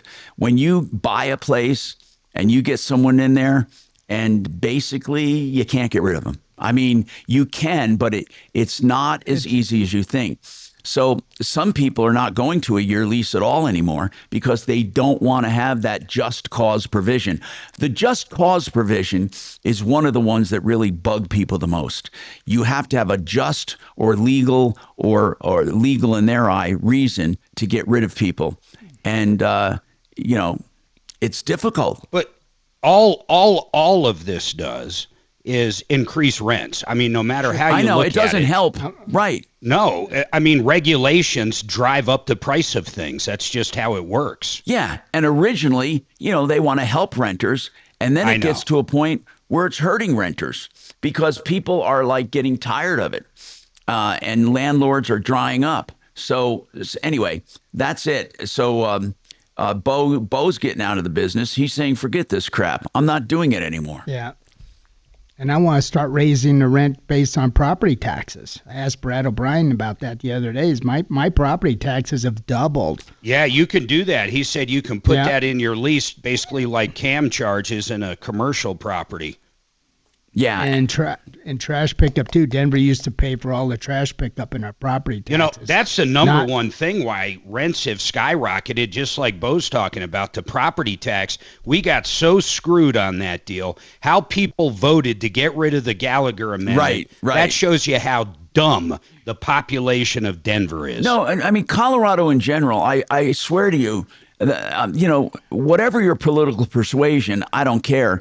But no one can argue that Denver and Colorado are in good fiscal or financial shape. Did you guys see the video again? In the last week, another complex in Aurora, multiple people going door to door with, I mean, like, I don't know if they're fully automatic weapons, but with AKs, ARs, and doing the shakedown. I mean, it's absolutely unbelievable what goes on in Denver and Aurora. Can somebody answer me a question, too? And I really mean this. And again, you know, at 71 years old, I was in the media for years and years in TV, and you could discount me as some grumpy old man, but I'm not. But I will say this. Is it my imagination, or does Channel 9 downplay that stuff? Do you get I get the impression that Channel 9... Big time. Kyle Clark, and you know what? God love him. I watch him almost every night because he drives me insane, but I do find him irritating. Good. Almost like he's personally trying to drive me insane. But he is the leftist. It's insane. Now, I don't think, it's weird. I don't think they misreport, or I don't think they... I do. He was just talking about those apartments. Every time he talks about the original one, he downplays people with assault rifles from other countries shaking down people in Aurora. He downplays it like, oh, it was a big national thing, and that's why Trump came here. Well, my God, everybody saw the video. Yeah, I just think that 9 in general, Channel 9, downplays negative news if it reflects badly on the progressive agenda. I really believe that they have some kind of, I don't even know if it's a conscious effort, but it's almost like they downplay anything that would be negative against a liberal agenda, and they over exaggerate news stories that make conservatives look bad. I mean, and I wonder, is this my imagination? Because no, it is not your imagination, man. Or else they just failed to report it, Tom. For a local news station, they're incredibly leaning one direction. Okay, we have more coming up on the Troubleshooter Show, 303-713-8255. Remember, the $39 deep clean, check, and tune of your AC. Fix it 24/7. If you haven't had it done, $39. The heat is here. Get it done. FixMyHome.com. Book now. Yep. Ruger Demo Days are coming to Triple J Armory Littleton So off what's that like? Is that C470 when you and get a Broadway, message? June 20th through Oh, that's 22nd. cool. Come get I tried hands-on to with do that Ruger's one hottest time, and I didn't know how firearms to on the do it. range. That's right, real guns, real demos, real freedom. Check out the brand new Ruger RXM pistol, plus a full lineup of rifles, handguns, and classic lever Mark will actions. do his and last. save big during the sale. Yeah, we know. And follow us on Facebook and Instagram for full event details. Triple J Armory Littleton, where Ruger meets the range and freedom goes to shoot. You know, we were just talking about being a landlord. Now, obviously, Denver and Colorado is not the place to be a landlord, but there are many markets where equity is growing fast. The government is friendly. The rents are good. And Vestera Turnkey helps you find properties in those areas. They handhold you. They help you through the entire process, including management of the rental, even taking your day-to-day phone calls. They are basically your representative as a landlord. So if you want to get into the landlord business, contact Vestera Turnkey. That's mybiggestreturn.com. Find out how to be a landlord without the conventional risks and hassles and enjoy big returns. mybiggestreturn.com. Sheridan Auto Tech is a place that does pre-buy inspections on used cars. You hear every day on this show people buying high mileage used cars without getting them checked out. They could have spent $120 at Sheridan Auto Tech and got a complete, accurate picture of that used car. I urge you to call Sheridan for pre-buy inspections on used cars and for all your maintenance and repairs, including electrical. They're great people with honesty, longevity, value, and experience. 303-455-7242. SheridanAutotech.com. CMG Mortgage, they are the lender. I try to really drive this into your head. When you're shopping for either a refinance or a new 30-year, a new purchase, or they're all in one loan, or a reverse loan, these guys are going to have the best rates, and they're going to have the less fees. These guys are great. You got to check them out. Over $2 billion a month in lending. Don't go to the other guys. They go to CMG. Go direct. 303-882-6679. That's John Clace, the branch manager, 303-882-6679, or check him out at partnerinlending.com. Thank you. Excellent. Good morning, Trouble. Of course it was. So did you want to talk to Tom and the gang? You know, and yours was excellent as well, sir. Oh, thank you. I was All going to right, say. no problem. Yeah, it's a radio show. So let's see. We got Deputy Bo, that is real. Right. Are you talking about the country? Didn't you see Trump hanging out the front window? Is that? Did you say Israel? Israel. Midland says it's that is real. He says it's a video game. What do they do next? No, it's not a video game. Okay. Can you imagine if they made video games that look that real? That's crazy. Hey, Tom? Yes, sir. Don't you think that most news outlets, whether it's any kind of media, chooses what to report and what not to report? Of course. You're right. So and that's in that biased way- in itself. Yeah, so in that way, it's biased. Hey, Tater, you're crazy. What you're not understanding, the reason it can take off, as the plane is going forward to take off the aircraft carrier, the ship itself is going backwards. That doubles the speed. And they face it into the wind. And it's 170 mile an hour winds that particular day. Holy shit. So it's like it only has to go a few feet. You guys got to read a book on physics. That's all I can say. It's aeronautics, by the way. There's no way they could. It's aeronautics and physics books. That plane would need 1,000 feet, several thousand. It's feet whatever just to the air land. is going over. Not if the aircraft carrier's going backwards, Bo. One's going forward, one's going backwards. The wind's coming at you, and then the wind whips around and creates a tailwind. So you got the wind going both directions. Yeah, it's all about relative wind and speed over the wing. They didn't land the plane on the aircraft carrier. Yes, they did. Everything was opposite. The wind was 120 miles coming at it. They built it. They flew in the parts, and they built it on the deck. Nope. Trump landed it himself. What are you talking He about? landed it himself. And they used his hair to reduce wind speed. I'm being okey-doked by Marc Mager. No, you're not, man. Just look it up, dude. Okay, I am after the Don't show. let your lion eyes cheat you. Lion eyes. Okay.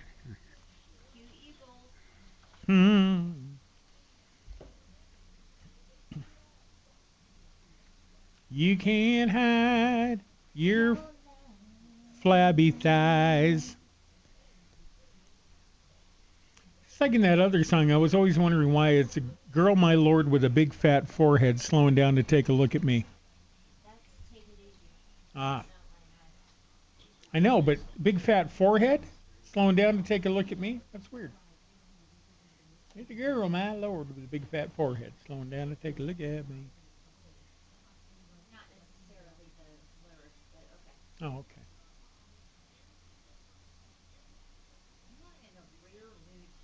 Uh-huh. I didn't have any CMN in Oh my God, I'm gonna put Here we these. go. I gotta put this shower up. Blindster.com.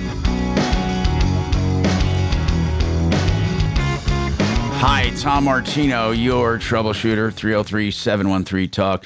Pretty soon I'm going to be putting online on our stream this 20 by 20 shower from Renew Home Innovations. It's unbelievable. 20 by 20, that's a garage. Think about that. That's a garage. Goodness gracious. Hey, I'll bet you it's almost the size of the Rock and Roll Beer Garden. Is that what you call it? Do you call it a beer garden? Steve, what do you call that place where people go and hang out and drink beer on the weekend? They call that a beer garden. Last time I heard, but people love it, Tom. It's real unique. It's I got a big a nice old Harley sitting there in the brewery on display, and it's just I got 12 touring guitars hanging up. It's really neat because it's a residential ranch area. It's like a place you just wouldn't think it would be. And people love it. They love our beer as well. Hey, Steve, I didn't ask you that. What was it before you converted it to a beer garden? Is this your backyard or something, or what? It was. I've had my brewery there since I've been brewing since 1985. But this location here, I've had since 2016, and we just distributed with cans and went to festivals and things like that. Now that we're approved for on-site sales, this is pretty much, there's only two places you can get our beer. It's at our beer garden or Colorado National Speedway. And you don't want to miss the race coming up. They have an early 4th of July race on the 28th. And they have fireworks and everything. You really want to go out there. And by the way, if you sign up for our festival, our Brew Fest on August 2nd, you're going to give a free VIP NASCAR ticket. And your callers, let me see, if anybody signs up today, I'm also going to give them our new bourbon beer free on arrival when they show up at the festival. They get a free T-shirt, and these are not cheap T-shirts. These are like $20, very high-quality T-shirts, So, not Steve, $5 event shirts. Now, I got to remind you, we're on radio, and we got a bunch of airheads listening, and YouTube morons, and people that are driving and doing other things. You're giving out a bunch of dates here. So let's first just give out the events. First and foremost, every weekend, you have a beer garden that opens up for people to come and sample your brews. And where is that garden located? How do people find out that? And do they have to make a reservation, or can they just show up? They can just show up. Making a reservation is nice because it's only at 25 capacity, but it is near Firestone. It's a Longmont address, but it's across the street from Firestone city limits. Go to the website, rockandroll.beer. Good. And go on the contact us page. It'll have a Google map. Good. And we are open on Saturdays, 2 p.m. to 9 p.m., and our special event is going to be 2 p.m. to 10 p.m., and that's August 2nd. It's going to sell out. We're giving a Famous Dave's 7-piece brisket meal. I'm giving about $80 worth of stuff for $45. It doesn't. Okay. It does not include beer, but your callers today, if they go ahead and register today, I'll go ahead and give them a free beer. Okay, now they Not can free find out. beers all day, but they a can free find. beer. No, I get it. They can find out about all of these things at rockandroll.beer. Can they also find out about the Colorado National Yes, sir. Speedway stuff? Do you have any of that listed there? It will be.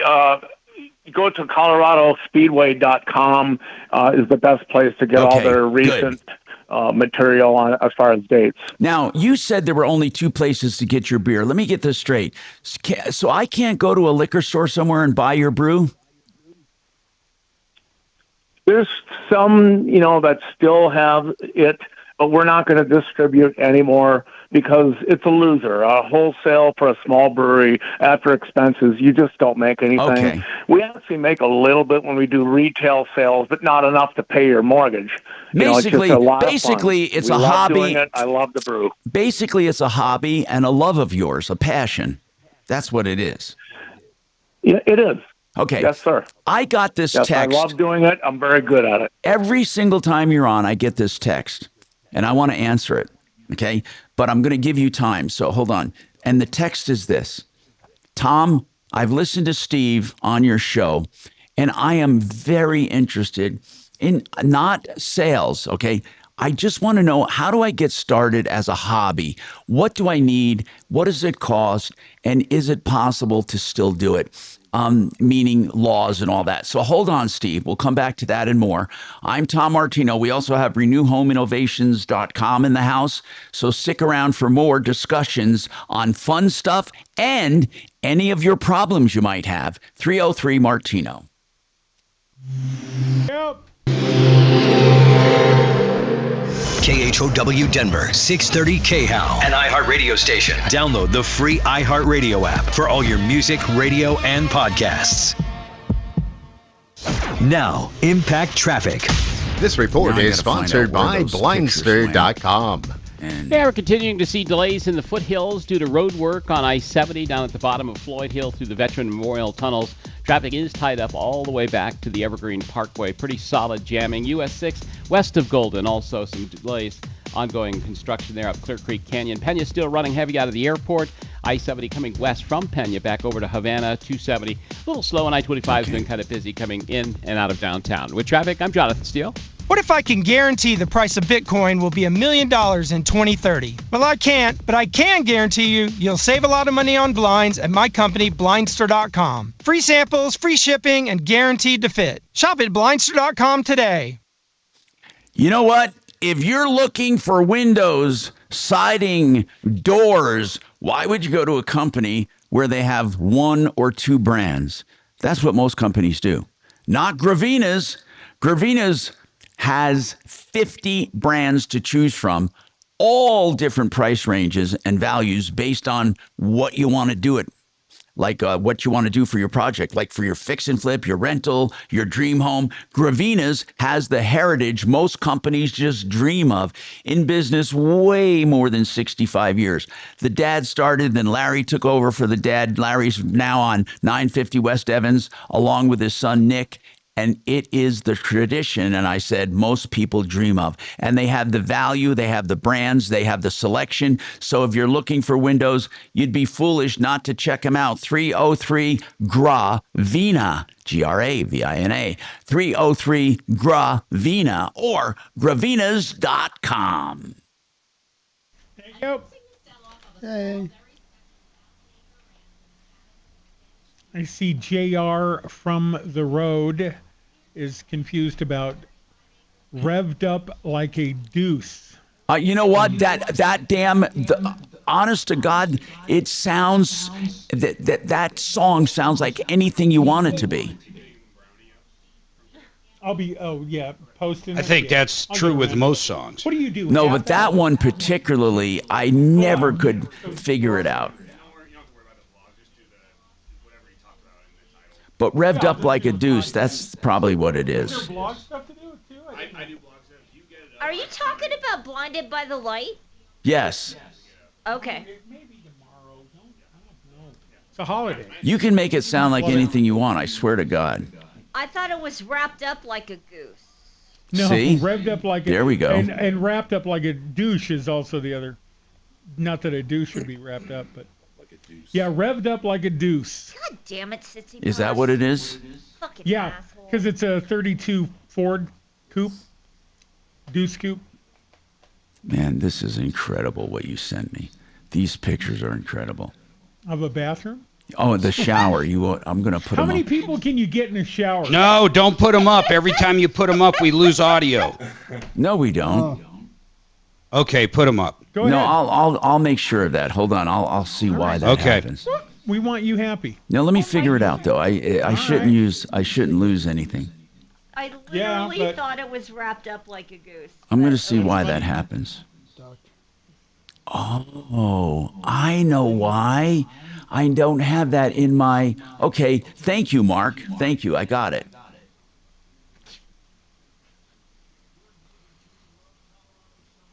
Oh, that is true. I didn't have that in The there. rest of the lyrics. Going around my shoulder, feeling kind of tripped the merry-go-round. Now let's see if I can get my images in there. Manfred Mann, blinded by the light. Blinded by the light. Wrapped up like a douche. No, stop. With a boulder on my shoulder, feeling kind of older. I tripped the merry-go-round. Okay. Wasn't it written by that dipshit, Yep. Bruce Springsteen? Yep. Okay. With his very unpleasant sneezing and wheezing, he must be talking about Tom. Oh, Better that's what watch they- it, Suze Major. Sue's baby. So I actually turned down an offer from Dan Kaplis to go with him into his suite to go watch the Bruce Springsteen concert a couple years ago Aw. Oh, you should have went, Kelly. because I hate him so much. I couldn't watch that We won't tell freaking lefty Dan you hate left. Neither could I. I am totally with you on that one. I basically, I told him, I'm like, oh, Dan, love ya. Well, ever since Clarence died. But, Okay, Mark, I think we're going to get what we need here if I do do it. Okay. Let's put it up. We're going to see if the poll's right or not. oh, no. There we go. It's up right now. Blinded by the light. Oh, please, Kelly, please. Come on. Golly, that's a pretty strong poll response there. Pretty strong what? Will Tom lose the Okay, audio when well, he puts up guess the- what? I'm not losing it. So there. They're already wrong. People can be wrong. People are mostly Look at that shower. Look at that How- shower. I How know. dirty do you have to be? Golly. Look at, man, I got it up on our YouTube feed. I'm just shocked we still have audio. Yeah, your mic's on. That shower had like Bluetooth everything, Bluetooth lights. They had Bluetooth, a Bluetooth. What kind of is that? I assume that's glass. That glass, yes, is right. Hi, Tom Martino. Your troubleshooter. Hey, if you are on YouTube and looking at our stream, our feed, you're going to see the most incredible shower I've ever seen, 20 by 20. It's the size of a large garage. And it's a smart shower with connectivity. And I imagine, Nick, I got to ask you this real quick. And then I'm going back to Steve. Steve, don't go away. Nick, does this have a steam component in it? Oh, absolutely. So what would it take, though, for a 20 by 20? That's like a commercial steam unit. That was literally I believe a 20 kilowatt unit. So just massive. And it had multiple heads. Every possible feature. How many people? I mean, did this guy? Him and his wife. Just he and his wife. I mean, obviously, a shower. Some of the neighbors wink. That's wink. what I'm saying. Yeah. It's not usually something you invite friends in for. Hey, you'll come take a shower with us. But I mean, I guess different strokes, right? So truly, this is incredible. Yes. I mean, it is. Where do those two doors lead? Are those closets? Personal bidets for his and her. Oh, it is not. Really? It really is. Oh, my God. Yeah. His and her bidets. I feel like a pauper now. So anyway, for those who don't have YouTube and looking at the feed, boy, it looks like one big giant glass-in room, and then what wall system do they have? They actually use the porcelain Taj Mahal product, Wow. and we actually even put it on the floor. So the entire base of the floor of that shower is the Taj Mahal porcelain base. Isn't that slippery as hell? No, because the honed material actually has a natural grip to it automatically, Mark. So it's. How do you get curved glass like that, or is that acrylic? We had to order that specially in from Florida. Yeah, anyway, nobody in the state makes it. Incredible. I'm going to go back to our picture here, but man, that is one heck of a sweet system. Do you mind if I ask what the cost of that? Just the shower was. What would the cost for that be? $95,000. Holy. That's actually way better than I thought. Yeah, I mean, think about that. What you get there. Yeah. Anyway, I want to go back to Steve Moss. He's the owner of Rock and Roll Brewery. rockandroll.beer. Whether you go rock and roll or rock in the letter N roll, it doesn't matter. Rockandroll.beer. .beer, very interesting extension there. But anyway, Steve, if I just want to get started, I'm from scratch. Is it difficult to get started just to have fun, just to brew beer for fun? Well, brew beer for fun is just a homebrew kit. If you're going to get into the commercial part of it, I mean, you're going to have to, there's a lot of things. You have state, county, all these. We're talking about just a hobby. As a hobby, do I need to do anything special with authorities if I'm just going to go in my garage or my man cave and brew beer? Well, nobody has to have a license to do that as long as you don't sell it. Okay. If you sell it, then you're in the racketeering. Are there any stores that specialize in home brewers?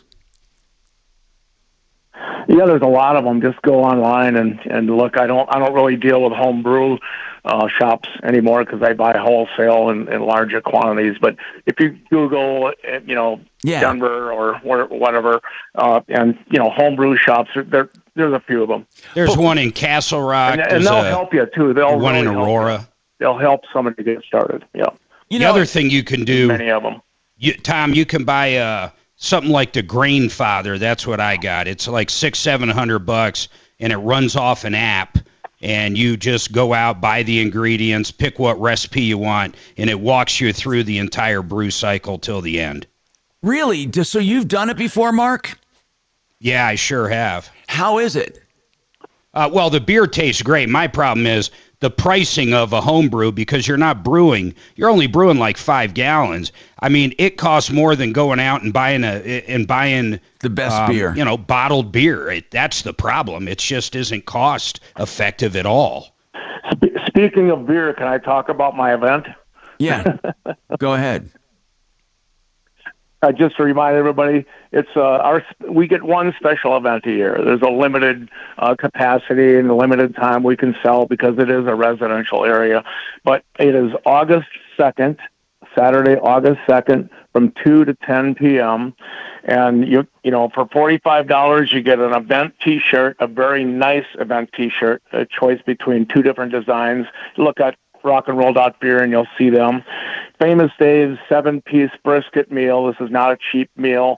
I'm giving about $80 worth of stuff for $45. The beer is not included, but if your caller is booked today and they mention they heard this, I'll give them their first free beer. And There's also going to be music. We're going to give away a guitar, probably a Stratocaster with Wow. the air guitar contest. Wow, that's cool. We're going to have a bunch of other, just everybody's going to get a raffle ticket. I'm going to be giving stuff away I'm not going to make money on this, Tom. I'm just going to have a ball. And I wouldn't care if you did, man. I think it's great. You have a great time doing it. It's a passion. It's a lot of fun. And I certainly wish you the best. So that's rockandroll.beer for more information, August 2nd. And then, of course, every weekend, rockandroll.beer. Thanks for being... Tom, if you're in town, maybe we actually drop in there. Yeah, that would be cool. We could. August 2nd. That would be fun. I'd have to go before all the people start. Well, I don't know about that. If he has an area off to the side, I could... There is kind of behind the brewery. We drove out there about a month ago. There's a place we could definitely land. No issue at all. That would be a lot of fun. Steve, thanks for being here again, as I said. 303-713-TALK, 713-8255. Someone wants to know about natural stone for the shower. Does it require a lot of maintenance, natural stone, like a granite or a natural stone of any kind, a marble? What is not recommended for showers? Well, I definitely wouldn't do anything that's a granite or anything that's porous. Porous, yeah. I wouldn't do anything that has it because it's going to require constant maintenance. So, even granite does. Oh, absolutely. Yeah. When back in 2005, when I got into bathrooms, that was an option, and it quickly went away because the product would allow moisture to come through pretty easily.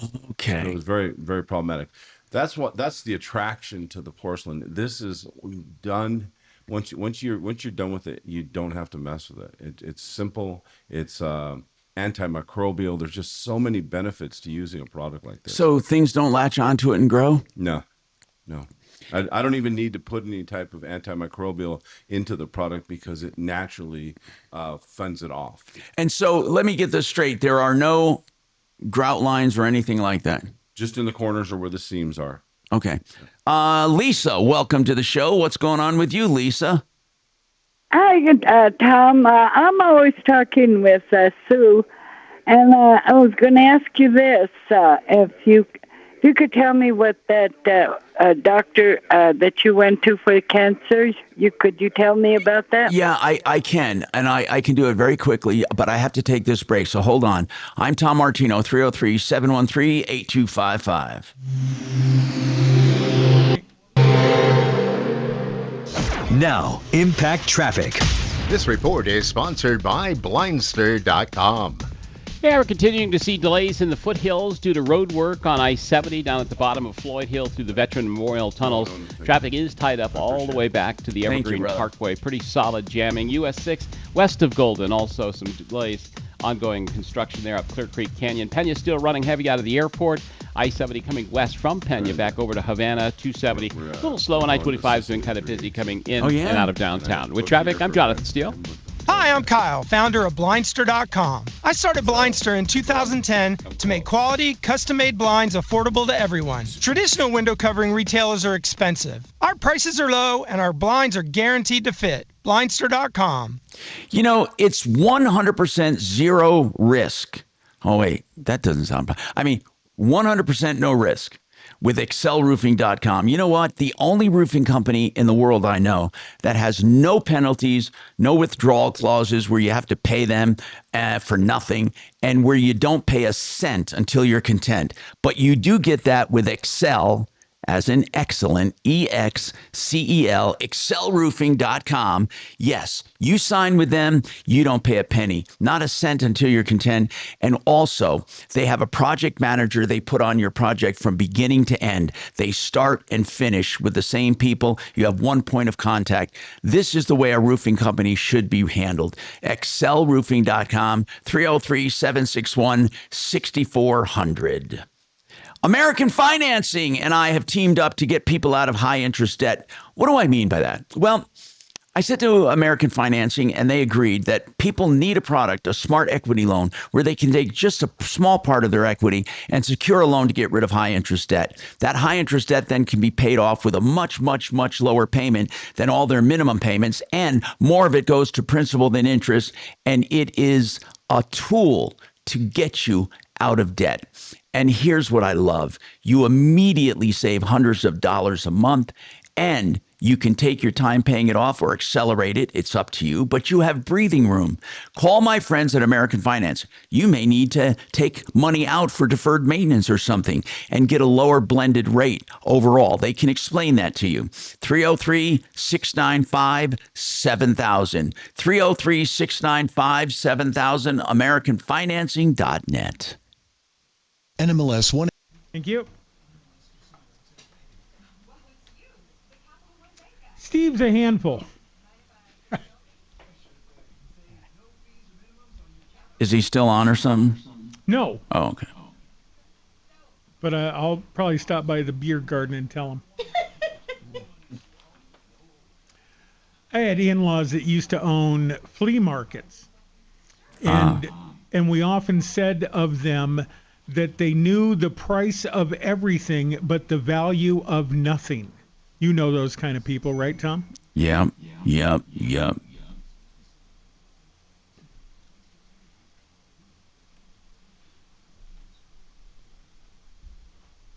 Shannon, did they own the flea market out on Highway 85 and 90th?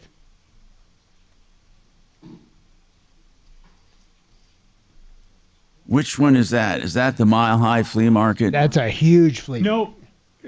No, they were Caucasian. They had stuff in I don't know Loveland what that means. And Longmont. I don't know either. Loveland and Longmont and where else? Westminster. Okay. They had indoor and outdoor, but this is like back in the 70s, 80s. What is that one that they sing about all the time? And That is the Mile High Flea Market, yeah. Did Steve write that one? I don't. He wrote The Tree Farm, but Yeah. And I used to do remotes there with John and Jerry Creddy. Oh, man. You had to sing that all the way up there. Wow. That was before GPS. You know who I used to like? Someone that did, I think they did a garden show or something, a husband and wife team. That's what I just said, John and Jerry Creddy. And is it Gardening with an Altitude? And what happened to them? You know that Jerry's sister was murdered by Gary Lee Davis. That's what I remembered. That's right. They were never the same after that, man. Nope. And then John and Jerry got a divorce years ago, and Jerry kind of lost her mind. And I'd still do remotes with John, and I'd say to him, "Man, I don't know why you let this go on. You have farmland and a wood chipper, but all right, okay, everybody's different." So wait a minute. Where does he do his He moved like to Grand Junction, maybe. But you do remotes for what channel? For what channel? K-How. 1,000 years ago.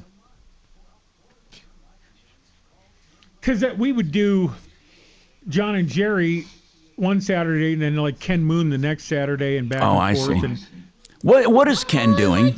No idea. Is he off the air? I have no idea. Oh, okay. I barely know what you're doing, and I have to work with you every day.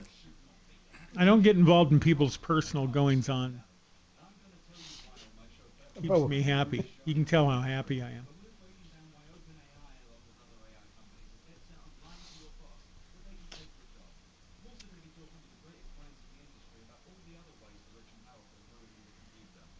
All right, here we go. Offline and start listening on the free iHeartRadio app today. Hi, Tom Martino. I want to go right to Lisa. Welcome to the show. We are solving problems, answering questions, taking complaints. What's going on, Lisa? You want to know you asked about the doctor that treated me for cancer. And obviously, there's not one doctor. There's a team of doctors depending on what phase or what you're going through. May I ask the reason, and I'm not trying to be tricky here, but I'm wondering, what is the reason you're asking? Do you want to make a referral to somebody? No, I want to go myself. Well, do you have cancer? Yes, I do. They found it in the middle of my chest.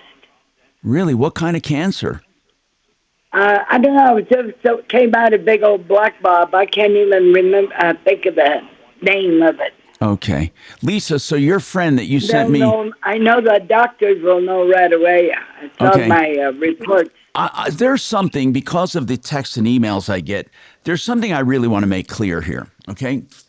And I really want to make this clear, and then I will give you what I consider a recommendation. But the doctors you choose for cancer don't have a lot to do.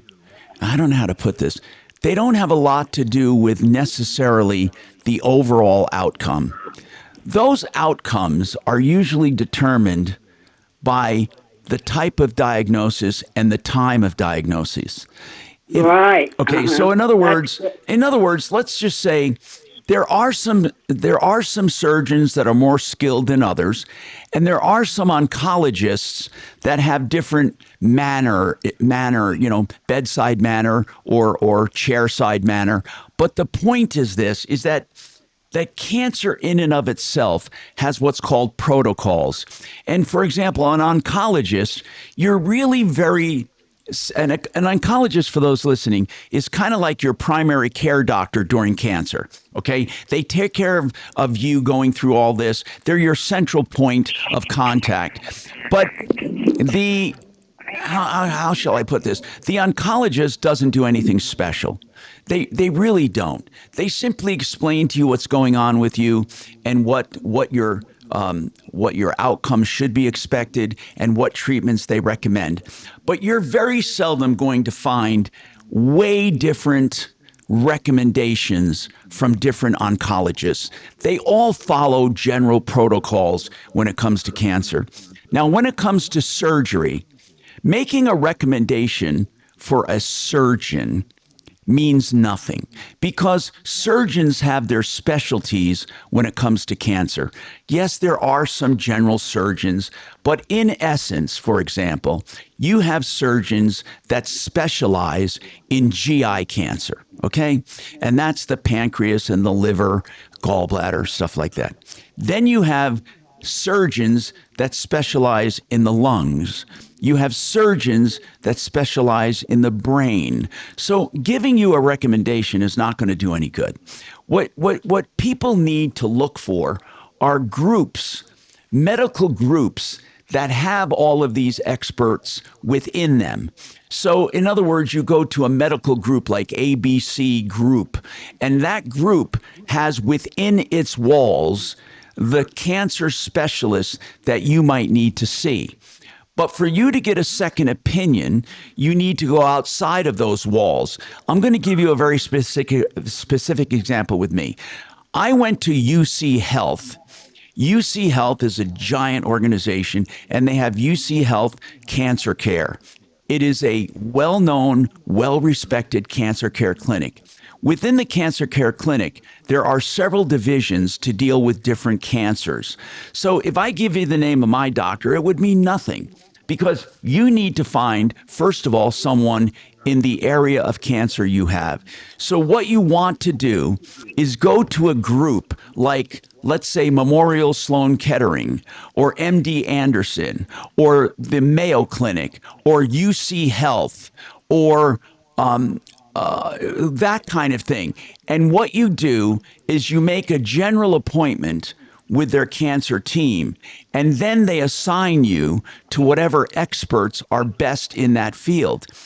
But for you to get a second opinion, as I said, if you went to UC Health, you would not want to go to another UC Health doctor for your second opinion. You would want to go outside of UC Health, not because you can't trust them, but because they all in the same group have the same protocols. They do certain things a certain way. And while one surgeon might be a little more skilled than another, they all follow the UC Health protocols. Just like if you go to MD Anderson, they're all going to follow the MD Anderson protocols. So Lisa, without knowing what kind of cancer you have, obviously you can't pick the specialty group. You're just going to have to call. What I would do is I would call UC Health Cancer Care. That's where I would start. And then get a second opinion from Rocky Mountain Cancer Centers. That's a good idea too, Doc. Doc, is Rocky Mountain Cancer Center a medical group? Yes. Okay. And are they well respected around the country? I don't know about around the country, but they are here in Denver. Okay. And again, I went for my second and third and fourth opinions.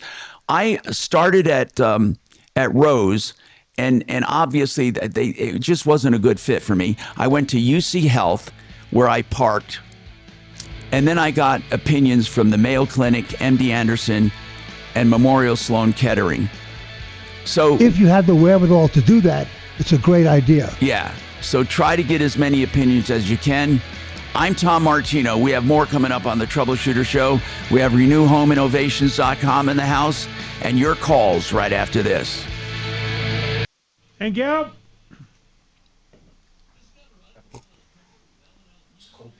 Hell, I'm going to go potty. Yeah, I'm not sure I can handle it. How about that? But I 6 hope you hours can. and I'm finally ready to go eat. What's your max? About 6 minutes? Yeah. About that. You know, it's so funny, though, with my cancer thing, how many people have asked for a recommendation. And it's adorable. My God, the guy I have is so specialized. All he does is Whipple. That's it. Nothing else. So, I mean, so they feel like, oh, I'll be in good hands. But navigating the care is, oh my God. I mean, all these choices come and you don't know what the hell's going on. You don't know what's going on. I was like, all of a sudden, I'm thinking, oh my God, I'm gonna die, you know? Like, does it matter who I pick? Then I found out, no, you're not. You got this rare diagnosis. And then I had to start making choices. Like, do I do chemo? Do I do chemo before? Do I do chemo after? Do I do chemo before and after? Do I do this? Do I do that? God, there's a million choices. And they all have differing opinions to some degree, but in reality, they're all the same. I mean, in reality, they're all the same. There's no one, the people that are the real outliers on cancer are considered nuts. Now, I don't think they are, but they are. Like, for example, some will say ivermectin and this and that and the other thing, and don't do chemo. Some will say do Hey, this Bo? and it really gets to be scary because Hey, Shannon, can you tap Bo? because you're hearing all this stuff and thinking, Shannon's in the bathroom and Bo is in the bathroom. Oh, wow. they wanted me to do ivermectin. That's interesting. Really? Didn't hear it from me. Who do you think's playing the girl?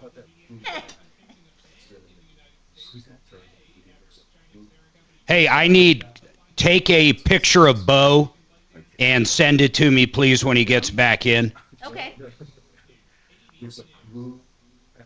Just like a regular picture, or is there any body part you specifically want? I want a headshot, then chest up. I'm going to create a AI character of Bo. You're talking about inflammation can be connected to that, and think about what causes inflammation. Your body is just toxins. That, like eating barbecue, you're smoking the meat, and then we ingest it. Dude, I must have inflammation everywhere. I know, trust me. I hope you don't say cold pizza and buffalo wings. That's anti-inflammatory. What is it? I'm actually going to have I'm going to leave it about half an hour. Oh, okay. And so I'm going to stop and stay. It's where it's over. Carmine's. Just a oh, okay. Carmine's still. Yeah, his brother. Oh, it's excellent. Carmine Leonardo. Good family.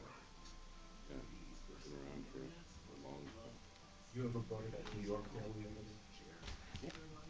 With the pastrami sandwich. I could never eat the whole thing, even if I tried. Yeah, that's the point, right? Because you have great leftovers. Oh, yeah, totally. No, I always have to. Or I split it with my wife now. The sandwiches. You lost weight. I'm down about the same place, and I'm sitting at about 210. I need to take a picture of you from chest side up. You're too big to use too much more. Yeah. You need a picture of me? No, I lift heavy too, so I mean, Who wants my picture? The main location you go to the Cherry Creek one. Well, luckily I'm wearing a nice shirt today because Doc's going to supposedly take me to a Dry Creek is fucking all of them. In fact, the one Cherry Creek is probably the least of all of them. 100%. That's really because that was like converted, right? Right. As opposed to, man, when they build them up from scratch, they're good. The Lifetime in Wheat Ridge, just get a chance, go check it out. Because it's pretty. All right, let's go get a drink. So tell me, Let's go get the guy that's been on your show a now, mimosa. the neuropathy. Is it snake oil? Or? No. The stem cell neuropathy treatment works really well. Really? Yeah. I mean, and they have other options as well. Do you have neuropathy? I have a little bit. In your feet or hands? In my feet, and once in a while in this hand. Have you checked your sugar levels? Oh, yeah, I'm diabetic. Oh shit. Are you one? Type 2. Type 2. Yeah. And you have a pump. Good, because that's what. What you want like that? What is? Yeah, of course. It's this. Okay, that's a monitor. Yeah. So, like just sitting there, I haven't eaten anything today, and I hardly ate yesterday. Shannon back in there. Oh, Christ. Jeez. So you take. I'm not on insulin. Do you take metformin? I do take metformin, and I take. Kelly, did you get me that? Take that. Just send it to you. Oh, thanks. I got a question. Hey, can you send it in an email, please? I need the best quality I can get. Okay. Ooh, that's going to be good, actually. Ooh. You still need it the other way? I was almost pre-diabetic years ago, and keto completely reversed my A1C. It's a textbook example. Really? And it works. Yeah. And I've never been like some good news for Ben. Right. We're going to grab your ears and stuff. Okay. Headphones hurt. They hurt your ears? Sure, she runs. Done. Well, Doc, I'm always moving them around a little bit. That's why I like to turn the volume up in the studio so I can just kind of I just take the shots. hear without the phones. So tired. I don't want to do anything. I know. Hey, Bo, Yes, Mr. Major. do you care if I use your likeness for a video? Now go ahead. I was wondering why she's taking a picture. I thought she was going to put it up on one of the dating sites. I'm going to put it in Craigslist. Great. What, bitch list? But run it through a filter so he looks like a Muppet or an oil painting or something. Ah, Those are always fun. a Renaissance man. Not mean. I'm trying to help you protect what little identity you have left. Okay. Obviously, you know the number. Did you want to talk to him now? Because we have him on now. You're working a nil package with Mark, a name, image, likeness. It's actually hilarious. That is actually Nick. It will save your life. Really. Okay. No, I'm building a... No, we know. Building a thing, something. An ad, a deal. Yep. It's always that high. Some comes first. I don't get a commission All right. or anything, but I just saw. Yes. I What watched is the your miracle. number? What about Fine. No, I've been struggling to see Oh, crap. this right here. That's just all. Ripped off, bad news. You need advice so you don't have to lose. We'll come running just as fast as we can. Troubleshooter's gonna help the common man. This is the Troubleshooter Show. Now, Tom Martino. I'm Tom Martino, and I welcome you to the show. This is the only show of its kind anywhere, and you know I've been saying that for 45 years, actually 50 years if you count outside of Denver. I'm so happy to be here helping you solve problems, answer questions, take complaints. This hour brought to you by waterpros.net. Water right now is such a key element in good health, and tap water is just not safe. Honest to God, it's not. I mean, yeah, it's not going to kill you right away, but there's microplastics, forever chemicals, chlorine. You can get rid of all of that and condition your water, do the whole house for just $39.95, the lowest price anywhere in water conditioning, the lowest price with waterpros.net. Great people, great products. 303-862-5554. Remember, when it comes to water, think waterpros.net. Now, let's talk to Kevin, who has a question on some documents. Hey, Kevin, what's going on in your life, Kevin? Welcome. What's happening?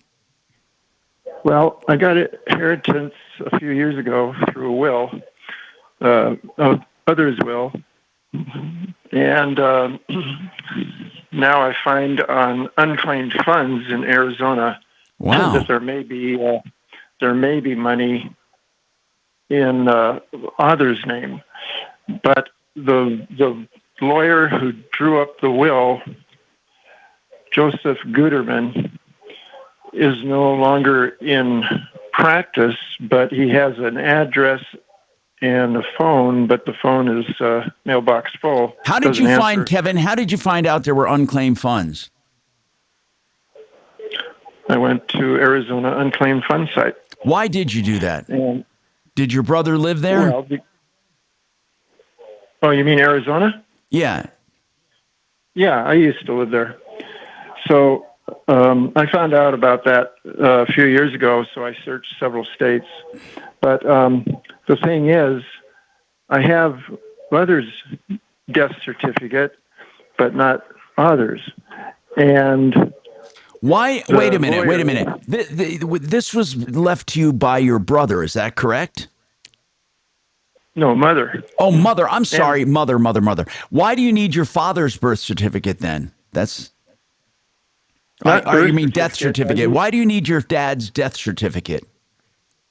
Well, for unclaimed funds, because it's been more than 10 years.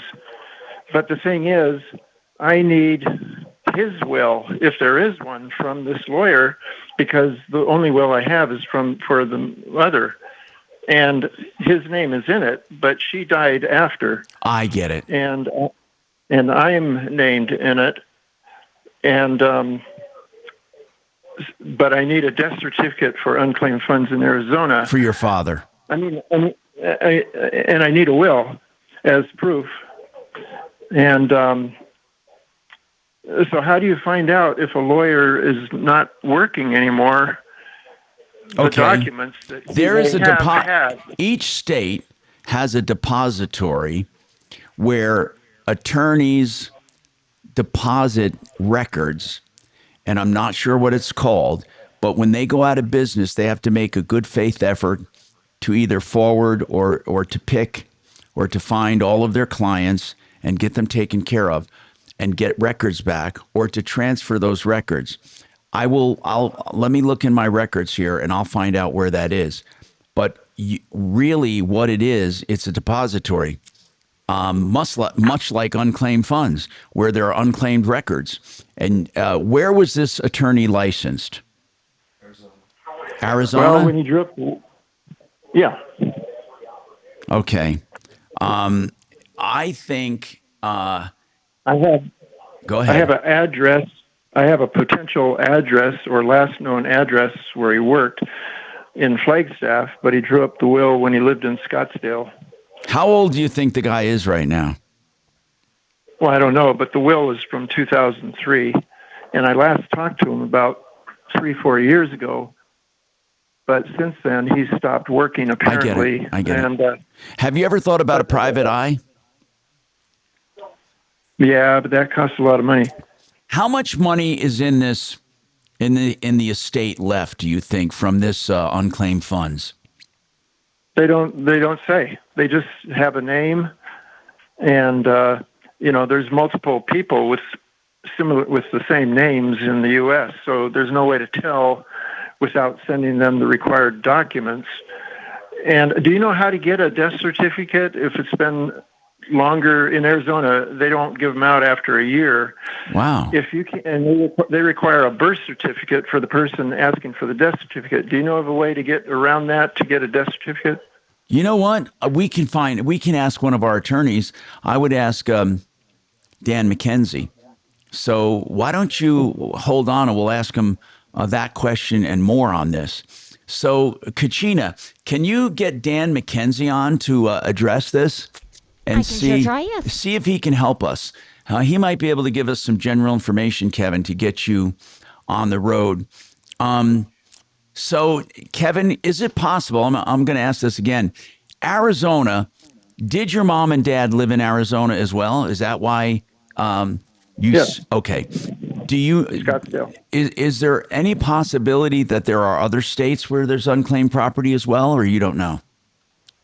Well, that's why I searched several states. Okay. But I haven't found any, Got but it. Arizona possibly. Okay.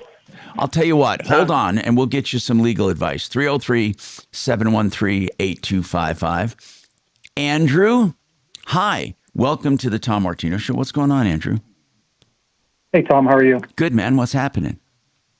Hey, I need your help with a contractor, problem I'm having with a contractor. What is the problem?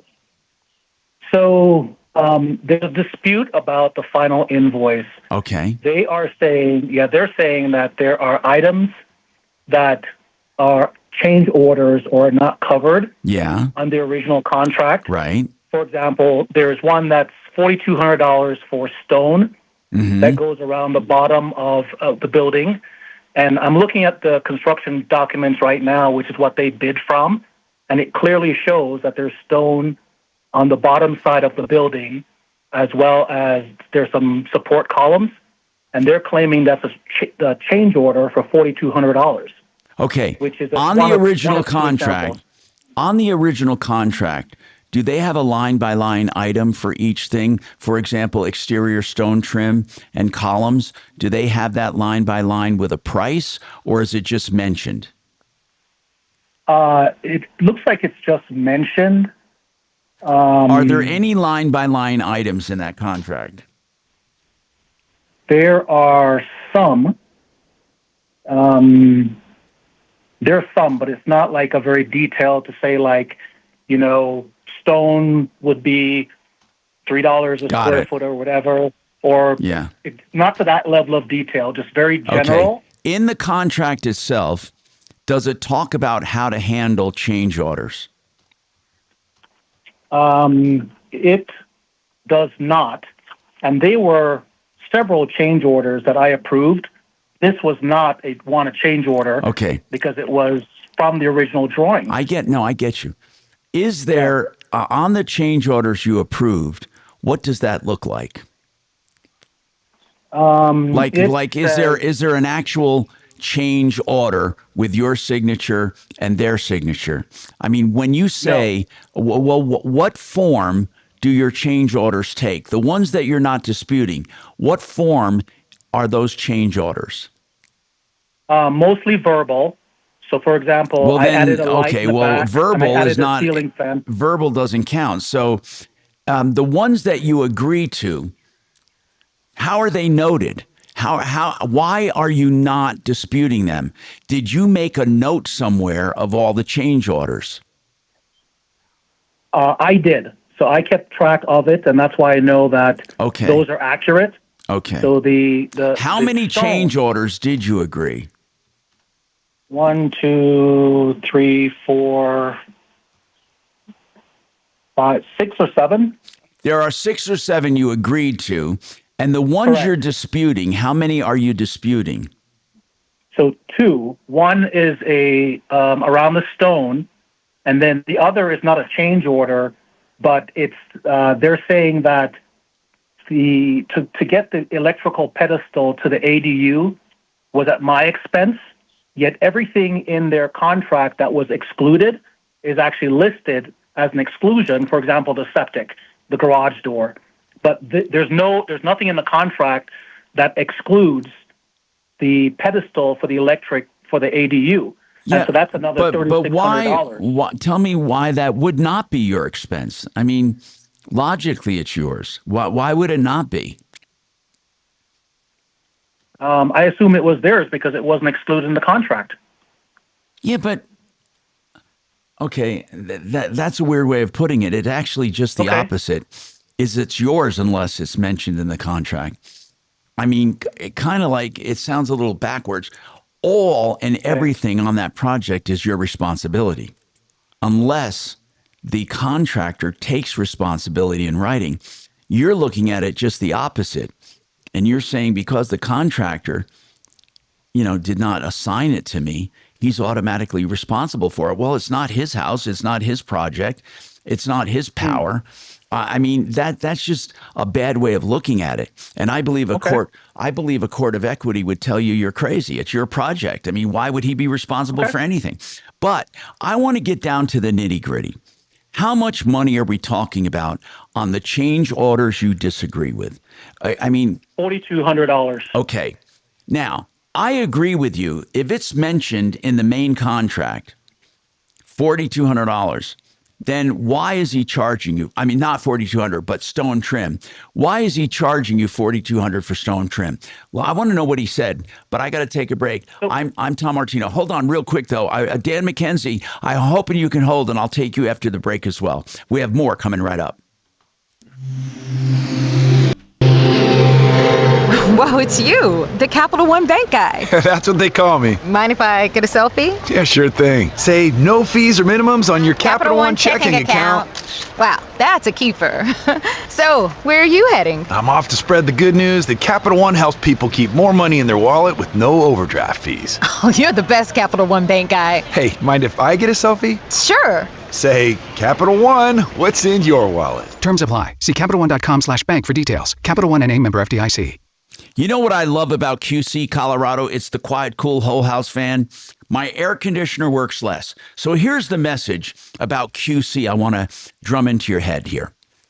No matter what, it will de-stratify or equalize the temperatures in your home, the cooler air from the bottom, and expels the hotter air on top. That in and of itself will keep your house easier to cool in the summer.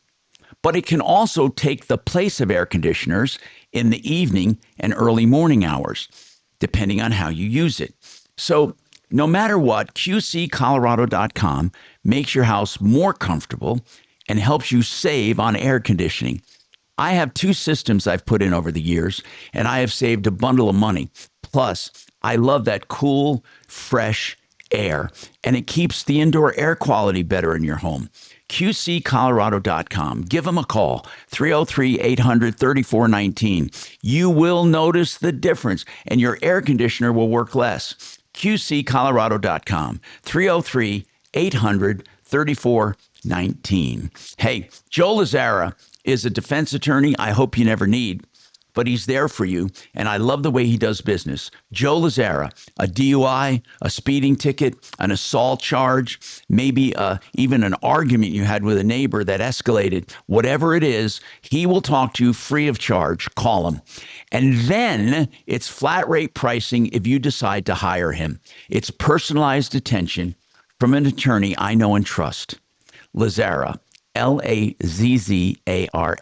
Lazzara Legal. Find him at referrals.com or call him at 303-429-6200, 303-429-6200. Gravina's. That name has been around for more than 65 years. Gravina's. The dad started the company, and then Larry took over on and went out on his own on 950 West Evans. That's Larry, and now his son Nick joins him. Gravina's, the heritage most people just dream about, but these people have been in business the length of time that most businesses come and go 50 times. 303 Gravina. You want siding, windows, doors? How about 50 different brands to choose from? Not 1 or 2 like most companies. 303 Gravina. 303 Gravina or gravinas.com. Thank you.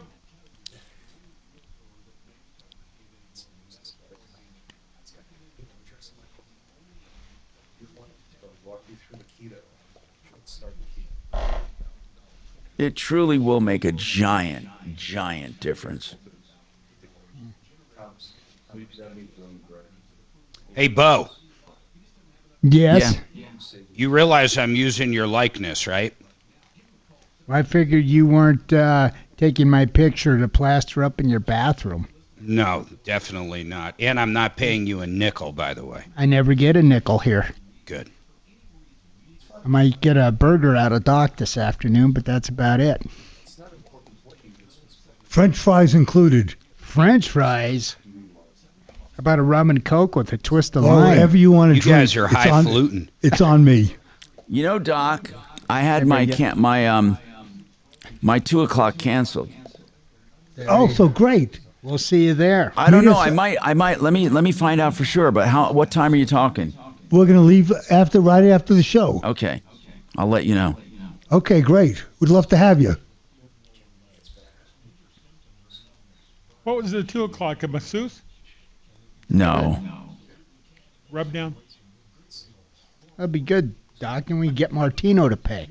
Yeah. I'm just... It's on me, Tom. Don't worry. Just kidding. Bo is a troublemaker, man. Yeah, that's right. Good afternoon, Troubleshooter Show. Did you want to talk to Tom and the gang? Don't run off. I'll get you over to Kelly. Hang on. Kelly. Oh, Kelly's looking at us.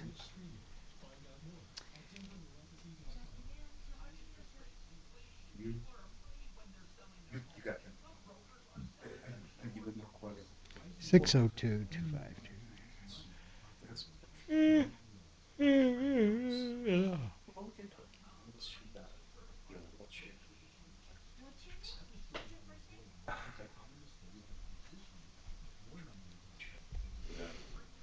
Shannon, do you have time for a question? Did I do what to who? I have a question for you. Hit me. So I heard at the other station there were a couple of FM jocks in the afternoon that both got into a big fight, and they were fighting so loud. I don't know. It was a few months ago, and they were complaining about the one show was getting more advertising revenue than the other show. And so they stepped out and they fought over the two hosts, if you will, got into a big fight. But it wasn't iHeart, it was the other. Yeah, I was going to say, it couldn't have been this building. No, I think it was Salem. I just thought maybe since you've been around the block, you may have heard about it. I think it was a year ago. Oh, man. Nope. I guess they were throwing each other up against the drywall, the walls, and you could hear it in the studio. Awesome. Okay. You didn't hear about it. Yep, nope.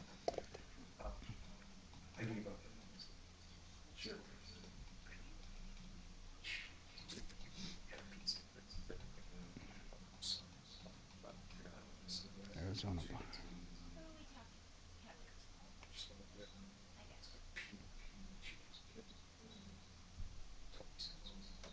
Studios. Trajan Wealth, your trusted local fiduciary advisors. TrajanWealth.com. Hi, Tom Martino here, 303-713-8255. Okay, so Dan McKenzie, I want to go to right away and ask, Dan, I have Kevin here, but this is more of a bigger issue. When you know there are some unclaimed funds in a state, and you don't have a death certificate, and the state says in Arizona, we don't give them out after a year. Is that right, Kevin? Is that what they said? We don't do it more than a year after death. We do not issue death certificates? That's what they claim, but I talked to someone who says that's not true, but it's still been 2012 is when he died, so it would be too late anyway, probably. So, Kevin, Dan McKenzie Law, if I want to get a death certificate for someone who died, that many years ago, what would I do? There's got to be some kind of mechanism, right? They require a birth certificate by the person asking for it. So, do you have a birth certificate? You don't have anything, right? No. So what would happen? Dan, what do I do if I just need to get it? I mean, who is the person related to you? And His dad. What was the relationship? His dad. His dad. Okay. Entitled to get it. I guess it's hard for me to say for Arizona, but I just cannot imagine why they wouldn't take money to issue another birth or a death certificate. And is not consistent with anything I've ever experienced, because you might need those. We've got probates going on from people that died 20 years ago. It's sometimes properties found much later that people didn't realize. So it comes up actually where you do need a death certificate much later than after they died. I'm not sure that. I'm named in mother's will, but I have her death certificate, and I got the money from her through Chase Bank 4 years ago. But I don't have his will. I don't know if he had one, but her will names me and him in the wording of this 2.5-page What will. year did he die? 2012. And they told you flat out they are not going to do it. You mean the state? Yes. Vital? Yeah, Vital Records Department of Arizona. Yeah. Yeah, they require a birth certificate by the person asking for the death certificate. Okay, hold on. So it's not the 1 year that's holding you up. It's the birth certificate. Right. Okay, so then that's a whole bunch different. So the reason you can't get a death certificate is because you don't have a birth certificate. That's the bottom line. Right. It has nothing to do with the 1 year deadline. So this 1 year, why'd you even bring that up? That's not even an issue. Well, because if it was a year or less since they died, then you can get one from the mortuary. You can get one without a birth certificate. And also, if I can find out what documents this lawyer Gooderman has in Arizona, it might also include his will with my name in it. But I can't find the will, or if there is one. What would you do in a case like this, Dan, if this guy came to you and says, look, I need help. My dad lived in Arizona, died in Arizona. I need to know if he had a will somewhere lodged, and I need to know, I need to get a death certificate, but I don't have his birth certificate. What would you do? I mean, you won't love this answer. It kind of goes back to a conversation you and I keep having about, like, how do people know that these wills exist? I mean, among the lawyer community that practices this kind of law, we frequently trade messages in our online message boards or email communities saying, did anybody do a will for this person? Like, it can be that sort of investigative work where you're asking other attorneys and hoping somebody has, enough memory that they did something for somebody. So there must be a will for him because he drew up my mother's will, and he died first. And I don't know. Right. This good lawyer in Scottsdale. Hey, is there a place? Suggestion for Kevin. Wait. I want to ask about a depository. Dan, I was told there's a depository where attorneys. Where records go if an attorney goes out of business and they can't find the right people. Is that right, or am I dreaming?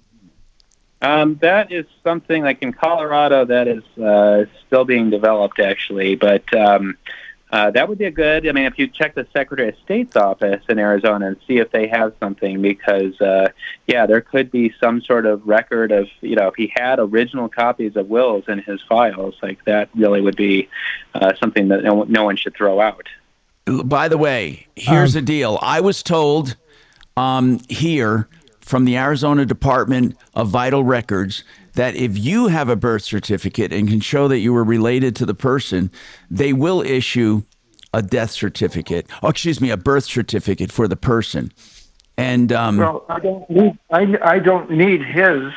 I need a birth certificate to get his death certificate, and I don't have one. Yeah, that's what it says, that you need a birth certificate. But have you tried going to Vital Records in Arizona?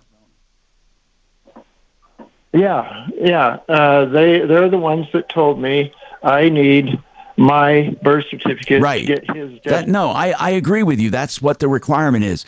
But where is your birth certificate? Why haven't you tried to get one? I don't know how. I don't know where. I don't know if there is one. Well, of course there is. Yes. Well, not everybody has one. Yeah, they do.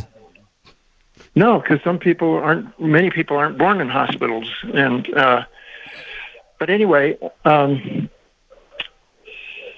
if I could find this lawyer. I have a suggestion, Tom. Okay, I don't think you're going to find the attorney. There is a process. I don't know why we're having this conversation. There is a process that Vital Records has for you getting a birth certificate. If you were born in Arizona, they will absolutely have a record of you somewhere, and all you have to do is make an application with the And if you knew the county, it's even easier. Do you know the county you were born in? No. Okay. But if I could find his will, if he had a will, if I could find that, it would connect with my mother's will. Of course it would. And I would be Of course named, it would. and I would be But named, we're looking for you know. alternatives now, because if you could do that, right, if you could, that would be wonderful, but you can't. So if you have a valid photo ID, the Bureau of, I'm just telling you, Vital Statistics or Vital Records Office in Arizona will look up and provide a birth certificate. And it's usually about $20 to $30. Well, I wasn't born in Arizona. I just lived there for a few decades. Where were you born, man? I mean, I New thought. York. Where? New York. Oh, God. Okay. I imagine each state has its own process. Have you tried to go back to New York, where you were born, to get a birth certificate? Yeah, but I don't know which city I would go to. Neither do I. You're right. You would have to have at least a county. You have no idea what county you were born in? No. Wow. Tom, I have a suggestion for Kevin. Yeah.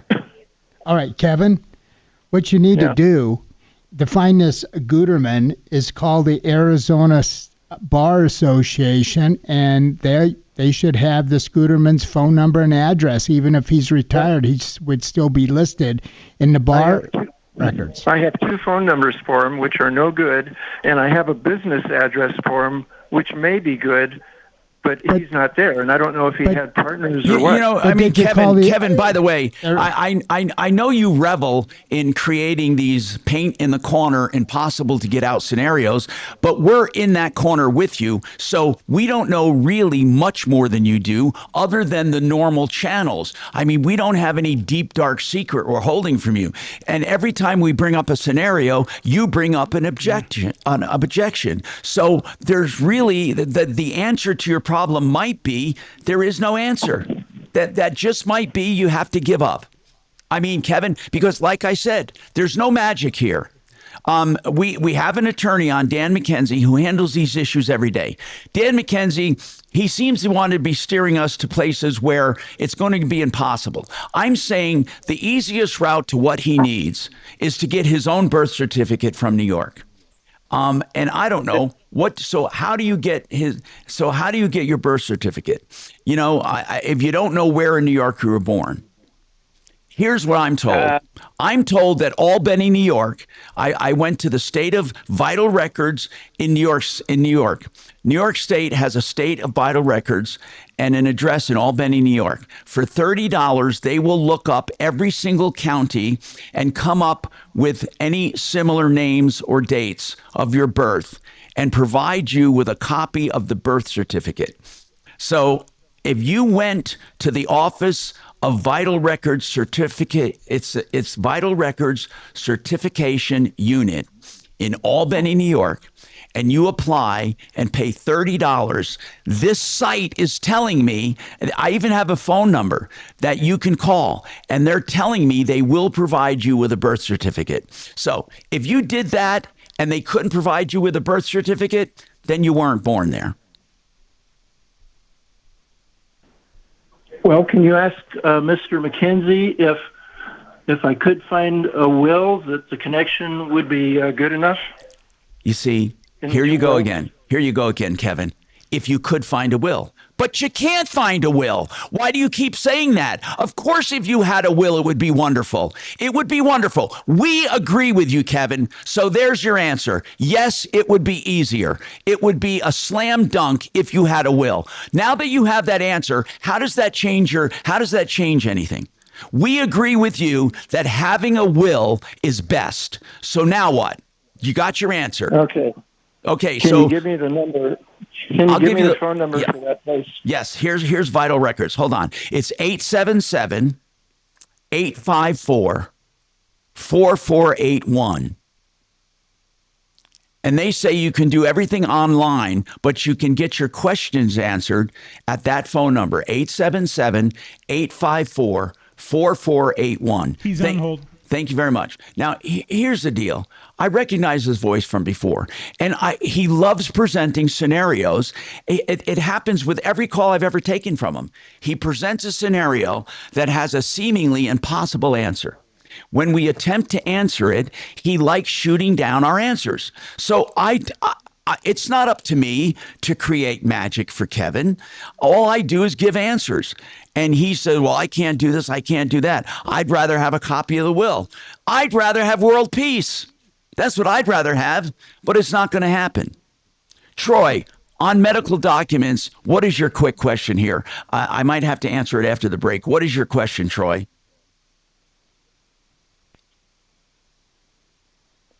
Troy? Did he go away? Can somebody help me here?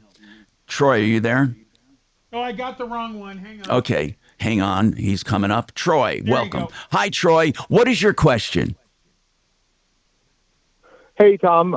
My medical physician, she lost her license, was told to voluntarily give it up. Wow. And how do I get a hold of my treatment records from her? Well, your records, now there is a depository for medical records, right, Doc? Well, according to you, she has to have the record stored for 7 years. So she can't just get rid of the medical records. They have to be available. And what I would do is contact the... But if she was told to give up her license, there's a possibility she's a deadbeat to begin with. Hold on. We'll come right back to this. Hold on. Okay. This is Denver's Talk Station with Michael Brown in the morning and Dan Kaplis in the afternoon. 630 KHOW, Denver. Now, Impact Traffic. This report is sponsored by Blindster.com. Yeah, kind of a hectic lunch hour drive for us. We're looking at a lot of slowing on the freeways. No major difficulties here. Most of the delays have been west. That includes I-70 coming down Floyd Hill from, it looks like, the Evergreen Parkway all the way through the Veteran Memorial Tunnels. Ongoing work there. Also US 6 west of Golden, including 93 in that area, right at Highway 58. 270's running a little slow, and I-25's been rather busy coming in and out of downtown. With traffic, I'm Jonathan Steele. Hi, I'm Kyle at Blindster.com, and we sell custom blinds, shades, and shutters at low prices. Our blinds are handcrafted to fit your windows, and if they don't, for any reason, we'll remake them for free. Your satisfaction is always guaranteed at Blindster.com. All right, you need a personal injury attorney. You need John Fuller. Listen, here's what I'm telling you. That most personal injury attorneys don't talk to you until after you hire them. John Fuller will talk to you up front. All you have to do is say, I want to talk to John on the initial call, and they'll either route the call to him or he'll call you back. That's his pledge to you. He'll answer all of your questions about your accident, any questions you have. How much is it worth? What do I do? What do I do next? And after that, if you decide to hire him, it's on a percentage fee basis. 303-597-4500. Call him. 597-4500. At the first sign of trouble, 597-4500. TheArtOfGranite.com. We're talking about countertops and prices on the phone. We asked Mitch, how do you do that? How do you give a price on the phone? He says, first and foremost, we charge wholesale on all countertop materials. And he said most counters are really the same, except for a few angles here and there and cuts. Sometimes you might ask for a pick or two. They also come out to your house and template in just a short couple hours. And then the next time they come, they can install it. So here's what you're doing. You're calling theartofgranite.com for a quick counter job and a beautiful countertop job on any materials, natural stone or man-made. 303-386-5919. Get your price right now. 303-386-5919. Theartofgranite.com. Thank you. Thanks, man. Sorry, I missed the wrong call there. I thought there's no way he's going to a caller at 38. Yeah, I know. Then I hit the wrong That button. would be so stupid for him to do that. Not stupid. I mean, mildly psychotic. But Mildly. No, never stupid. You know what? One of my favorite things about working here is that nobody here is actually stupid. You're right. Everybody's very intelligent, a lot of times misguided and mentally ill, but nobody here is actually. I can't even say it about Marty. I've told him before, I go, dude, you're not stupid. Mark. You should be wearing a helmet all day, but you're not Thank stupid. Thank you. And then there's Mark. Well, we won't talk about him. He should be like wrapped in foam so he doesn't hurt himself. That's all.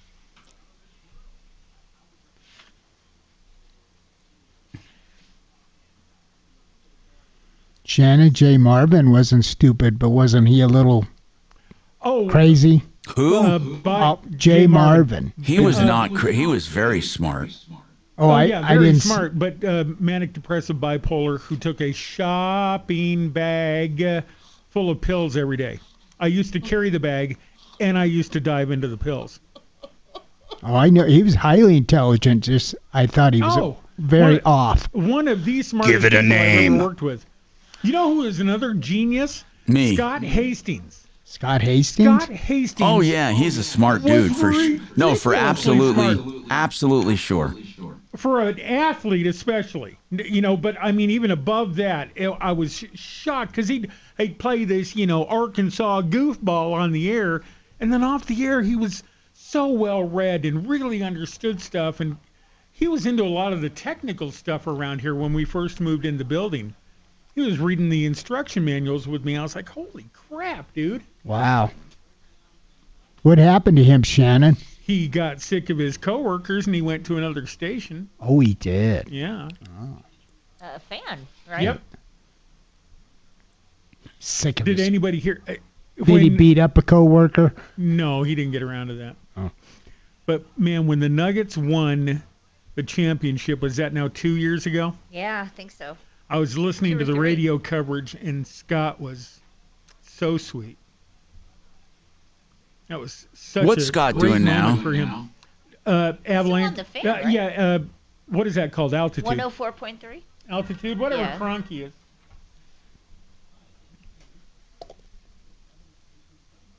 Busy day today, bro. Yeah. Not too bad. Yesterday was nuts, man. Yeah, Full lines the whole time. I know it. Yep. Poor Mitch Floria said 8 things.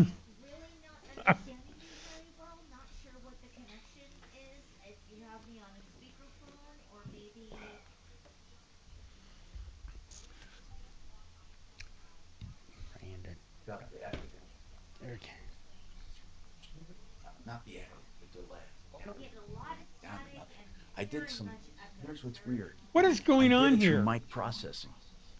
Think about that, because mic processing. I thought, wait a minute.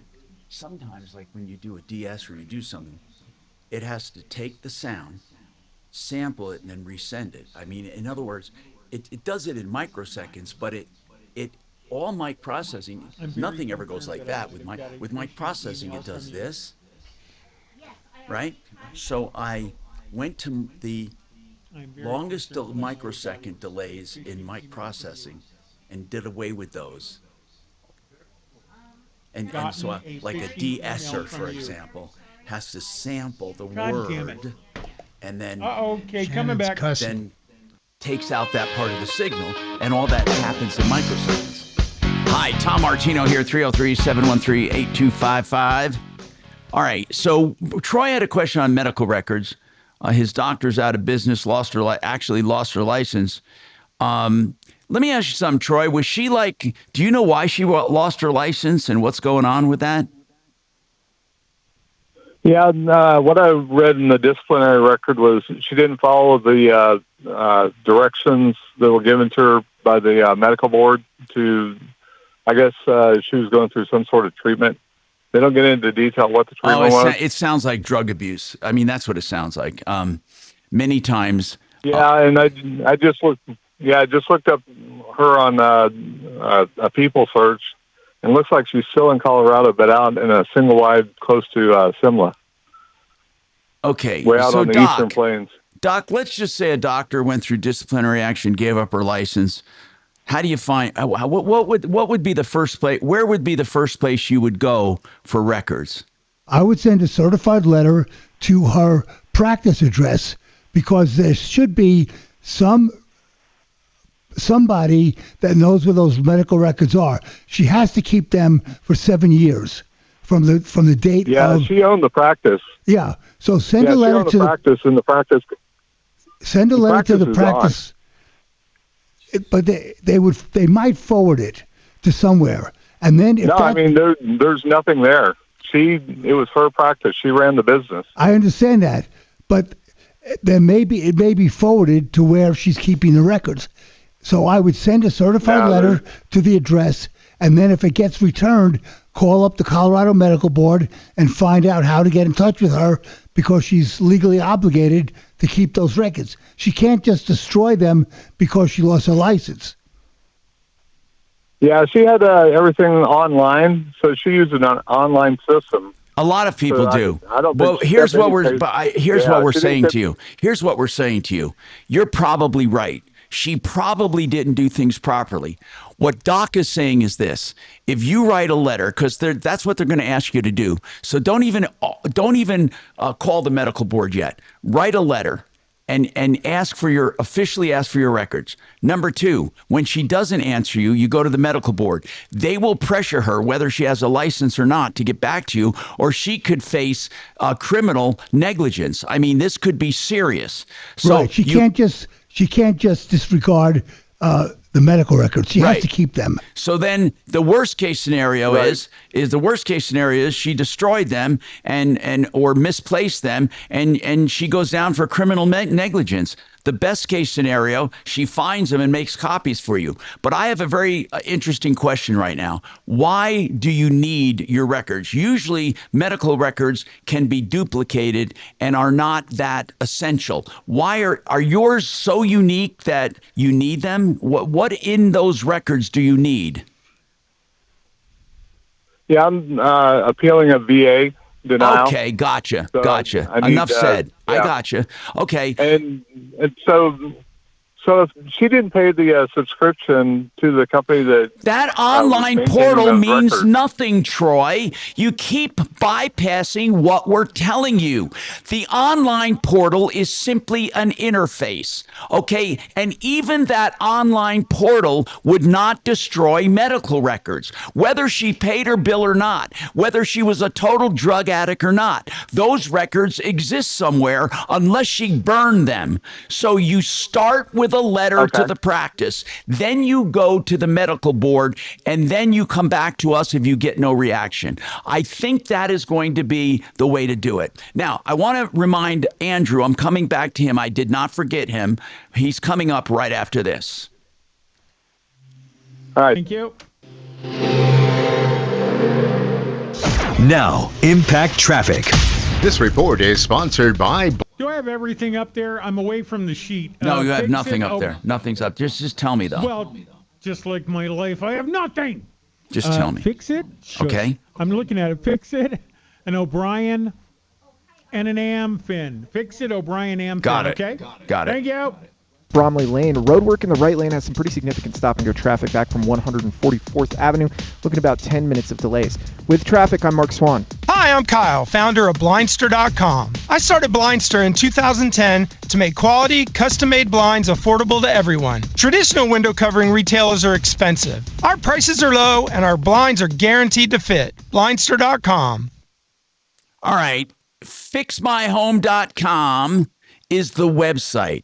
And you click book now. Why would you do that? To get your AC deep cleaned, tuned, and checked with a no breakdown guarantee. Your AC needs loving care. If you haven't had it checked in a few years, now's the time to do it. FixMyHome.com, book now. For $39, they do a deep clean of every nook and cranny and part. They take it apart, they spray and clean and degrease, and then they tune and check the entire system with a no breakdown guarantee.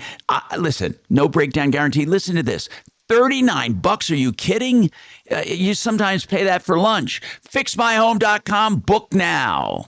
Hey, if you're in real estate at all, any form of real estate, buying or selling a home, you have a rental, especially, and you're a landlord, or you're trying to develop land, seriously, if it has to do with real estate, you need a real estate attorney, and that's O'Brien Legal Services. Brad O'Brien and his team can take care of those aches and pains of real estate and get you through the rough waters of being a landlord in today's market. Whatever it is, if it has to do with real estate, OLS. That stands for O'Brien Legal Services.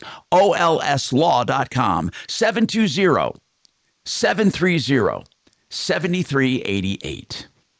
You know, speaking of real estate, if you have a home, most likely you have some equity. Home values have skyrocketed over the last few years. The good news is you can use part of that equity to get a smart equity loan. Why do we call it a smart equity loan? Because my friends at American Financing have teamed up with me to offer this to you to get out of high interest debt. So if you have a portion of high interest debt, 20, 30, 40,000, get that portion of your equity working to pay that off. Once it's paid off, you save hundreds of dollars a month. You don't waste money on high interest debt. And the really good part about it is your credit improves immediately. Call my friends American Financing, or perhaps you need a complete refi where you need to pull out some cash. 303-695-7000. 303-695-7000. AmericanFinancing.net.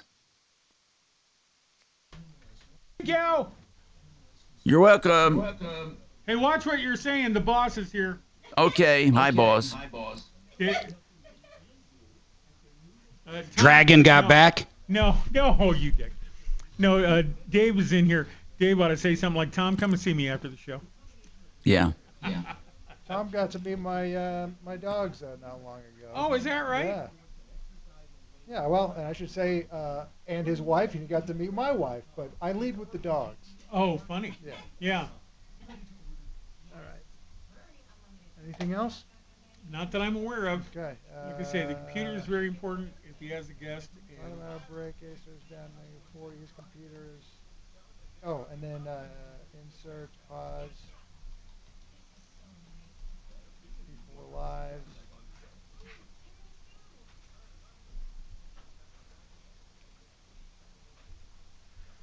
Disclaimer. After lives. Okay. All right. You'll Thank be you. rolling on that? Yep, I'll start it rolling, and he can come and fiddle with that after. Yeah, He'll just be recording, yeah. All right, I'll see you in a bit. Thank you. Appreciate you, man. Very much. Golly, thanks.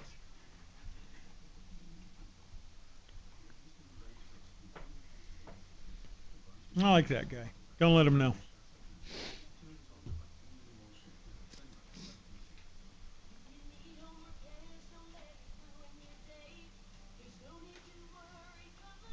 Dave's helping out Ryan by running his show today. I hate it. Who's doing it? Tepper. Oh, cool. Did you know he's a comedian? Yeah, isn't that something? And he may not be like fall down funny. He's not like Sam Kinison or anything. But do you know what a comedian's able to do? Read the room. Yeah. They're able to come in and if you're see. good, you can. Well, even almost half-assed. The job is picking up the vibe. Going, okay, that guy's kind of drunk, and she's laughing all the time at these jokes, and that group isn't paying attention. And you just get it. And as a manager, especially for people in the entertainment field, that is such a valuable job skill. To just come in and go, oh, here's what I'm dealing with Martino and this goddamn Dave Logan, and what the hell's this Marty deal? And Ross is a pain, and Brown, Jesus Christ. You know, so he just immediately comes in and is able to go, okay, here's what I got. Here's the weapons. Here's the tools I got. Great. It's got to be kind of fun. Yeah. All right. Stand by for laughs. On 630, K-How. Hi, Tom Martino here.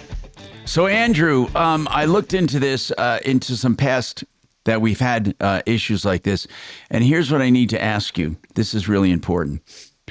On the ones that you do agree, do you have any texts or anything going back and forth? I did on one. No, so I have one change order that I had to put a deck on because the grade was too steep, and all the others were verbal. Okay, now, this is a pretty obvious question for me, and I'm hoping it was obvious for you. You see a $4,200 charge, and it's for stone trim. You go back to the original contract, and you see stone trim. What did you say to him? Did you say, why am I being charged twice? What did he say about that?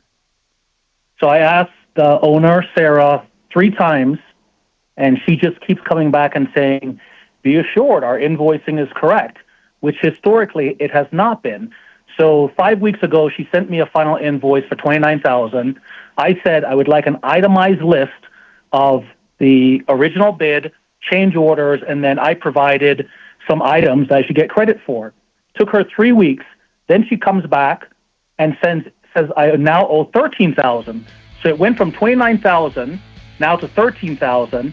And then as I look through this $13,000 final, I see the $4,211 for stone, which I'm actually looking at the construction documents. Okay, hold on, right but you're not disputing the rest. I'm going to have some do-it-yourself action that I need you to do, and then we'll help you. Coming up, I'm Tom Martino, 303-713-8255. The do's and don'ts of home improvements right after this. Very nice. I'm getting hungry. Sounds like my love life. Do it yourself. Was the pizza good? Oh my God. Take the rest. Yeah, it's because I'm not going to eat it. I'm not feeling it today. You okay? I'm about 80%. Well, then you're not in no shape to go to Golden Corral with me. Got to be 100%. Shannon? Yeah. I actually, both of you. No. If you do me a big favor, and it shouldn't take but a few seconds, I need Kelly to record the word slaves. Oh, God. Okay. If you want to turn on your mic and say it, I'm rolling.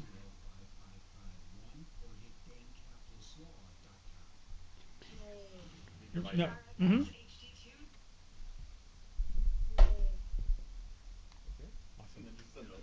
Done. Thank you.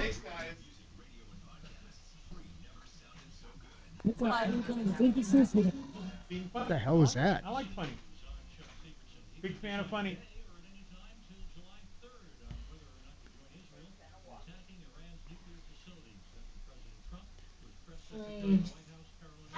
Correct me if I'm wrong. So Shannon, are you banking some pretty good overtime with the Dragon Man being gone? About 9 hours. 9 hours a week. I thought it'd be more. Wow, that's an extra $18 in your paycheck. That's fun. Yep. Since I get about the same as a tasty free shift manager. Sure. Yeah. It's better than what Bo and I get paid. Yeah. No, I understand that. Yeah. You know what I get paid as a, let's see, a bottled water and a Diet Coke. Menacing glare from the other side of the glass here. And that's just Kelly. Yeah, Kelly's in a good mood today. She said hi to me. She's doing great. Yeah. I made the active decision to trade income for responsibility decades ago. I was like, you know what? I can do this the rest of my life and tell everybody to F off and still have a job. And so I picked this. Well, you're invaluable here. I've told Dave Tepper before, I'm like, I'll be driving along and see a couple of jet skis in somebody's driveway and think, that'd be nice. But you know what? I'm wearing shorts and a T-shirt, mostly like... and eating crackers and jelly. It's kind of a Golden Hawaiian. Corral and, It's almost like a reverse Hawaiian look. Oh, and I do whatever I want. It's great. And my new teeth are coming in August. Shannon, have you ever hosted a show? Not ever. Straight host. I think I covered while somebody was, throwing Sick. up or something. Yeah. Getting beat up in the hallway. We used to have to carry when our studios were on Diamond Hill. Before Salem bought 760, our boss told us, the rough neighborhood boys better carry. Oh, that was so fun. Setting guns on the counter while we talk. But where was that? Was that over in Ruby Hill? That was in the 80s. Yeah, Diamond Hill. Okay. That was in the 80s. Yeah. It was 94 that we were there. 760 was there. But weren't you there from the 80s? No, I have only been in radio since October of 93. Oh. Okay.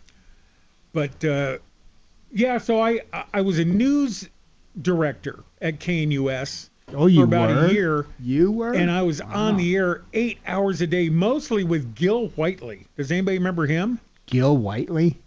Sports guy who's still here in town. He's about 1,000 years old and looks like Uncle Fester if things didn't work out. Oh my God! You were horrible. No, you should Gil Whiteley. I'm going to have to look him up. Yep, Gil Whiteley. Well, news director is pretty important. Yeah, busy job like Kathy. There was only a couple people in the department, small budget, and it was rip and read at the time. It was an actual dot matrix printer with the news coming over it, and you'd rip it off the printer and read it. Yep. This just in. Just hot off the press. It was kind of fun. It was at a time when, like, the tornado warnings and stuff, you had to do live. Yeah. So you hit the squeal button, and then the following areas are under extreme emergency for whatever. Just read whatever the thing told you to read. And if you are in a mobile home park, get to a lower ground. And so that kind of stuff was fun all day, all freaking day at KNUS. Wow. For a while, we had a former Miss Colorado in there with us, Shalene Cockrell, who went on to do TV in the Springs. And she was in there for the whole freaking time, too. Shalene Cockrell. Me and Shalene and Gil. Mean Shalene, was she a bitch? Me and Shalene and Gil. Shalene Cockrell. Wow. Yeah. Fire up the Wayback Machine. Did you have to ever fill in for like an hour if someone like conked out? Just jump in and... No. No, there was usually... Like now? Right, right now. Tom's done. I got to do the next hour. Well, let's do that. Be fun. Yeah, that's a good question. Did you ever have to do it? No, not do anything like that. A little bit of yucking it up while I was trying to thread an Art Bell reel-to-reel, maybe. That was about it. A reel-to-reel. Ladies and gentlemen, we're having slight technical problems here in the studio. The tape broke. Art Bell will begin momentarily. Art Bell.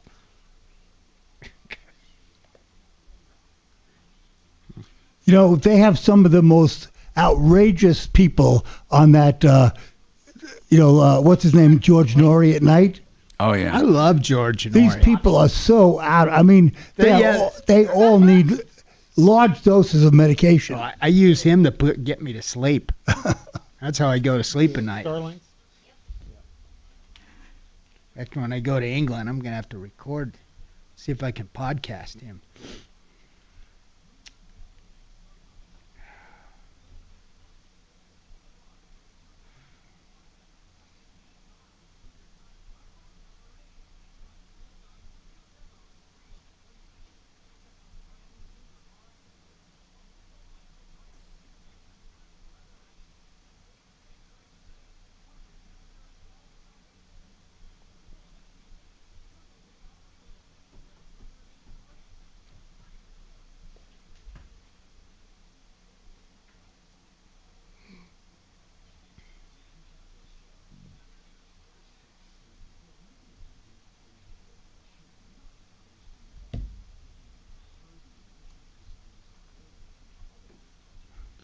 Teasing Adam, he wants one so bad. Ripped off, bad news. You need advice so you don't have to lose. We'll come running just as fast as we can. Troubleshooter's gonna help the common man. This is the Troubleshooter Show. Now, Tom Martino. Hi, I'm Tom Martino. Welcome to the show this hour, brought to you by GenesisTotalExteriors.com. Kitchens, baths, basements, and all exterior. GenesisTotalExteriors.com. Great people. Hey, we've been talking about an issue with a contractor where change orders are not jiving with his final accounting. And we often have this problem with finance jobs. And that's why I wanted to talk about this. And I want to tell everyone this. When you have construction or home improvements on your home, you must have everything in the contract up front delineated. And I mean line itemed. That doesn't mean a line item for each individual thing, but for each individual category. For example, you may have a line item for stone trim. You may have, so you don't have to have like window trim, door trim, this thing, but then you have exterior trim, exterior stone trim. You might have windows. That's a line item. Roofing is a line item. Or you may have a bathroom. The whole bathroom could be a line item. The downstairs hallway bath, line item. So you don't have to do each little towel rack and all of that. Now, here's what gets people into trouble more than anything when it comes to home improvements. Who wants to take a guess? Even though this wasn't the caller's issue. If I had to give you a guess, let me give you an example. We've had live examples on this show where a contractor bids jobs. Now, the consumer picks the lowest priced contract. Not all the time, but sometimes. And the lowest priced contract turned out to be the highest priced. How did that happen? Because they underbid it. There's something else that people never consider. And I'm serious. Right now, I'm going to give you some information that if you are a homeowner or a business owner and you're doing renovations, this will change your life. It's called allowance items. What is an allowance item? Give me an example of an allowance item. Do you know what it is, Bo? Do you know what it is, Deputy D? Yes. Give me an example of how would it be spelled out in a contract? When I just bought my house, I had a X number of dollars allowance for a washer and a dryer. Yes, you did. Yes, you did. And when you build your house or you have a contract for home improvements, it might say bathroom hardware allowance $4,500, not cost, not expense, but allowance. So what does that mean? That means that in the contract, you get this total bid, but only if you keep the bathroom hardware at $4,500. If you go over on the hardware, then your increase will be, your job will increase accordingly. If you go under, your job total will decrease. But here is what some unscrupulous or less than totally ethical contractors do. They put in unrealistic allowance items. So the contract, wow, I'm going to have this done for $149,000. It's a big master bath, the master bedroom, and we're going to have a walk-in closet, and we're going to have this. Or we're going to have a kitchen, or we're going to have a bath. So they're comparing that $49,000 contract, let's say, with someone else's $162,000 contract. And they say to themselves, wow, the $149,000 contract looks way better than the $162,000 contract. But let's say allowance for floor coverings. So they put allowance for tile in the kitchen. Somebody puts it in at $4,500. The lower contract does. But the guy bidding $162,000 knows that the tile in that kitchen can never be done for less than $6,800. So they put down $7,200 to cover themselves. So here's what I'm getting at. Allowance items are not the cost. They are allowances. And you can screw yourself totally if you agree to a contract with unrealistic allowance items. Well, don't you think it's up to the homeowner to do a little bit of due diligence? Yes. And see if it's reasonable? Yes. But also, I don't like contractors. They're kind of lying. For example, if you're doing a big master bath project and they put down an allowance item for shower walls or tile, and they put the allowance down at $1,800, they're lying to you. No one in the world can ever do it for $1,800. The minimum might be $4,800 or $5,200. So what you're doing is you're getting an artificially low price. Once they get you hooked and you have all these low allowance items, they can say to you, oh, you went over on this allowance. Oh, you went over on this allowance. Oh, you went over on this allowance. So it's very important that when you look at line items, those line items are not allowance items. They are actual cost items. Now, there's also another clause that could happen. And this is what to watch out for too, because it virtually turns the cost items, the line items, into allowances. If they give you cost of exterior stone, $4,200, cost of windows, $65,000, cost of stucco, $4,500. And then at the end, you sign this contract, and there's a clause that says, notice, cost items are estimated on such and such a date to the best information available to contractor. Prices are subject to change without notice.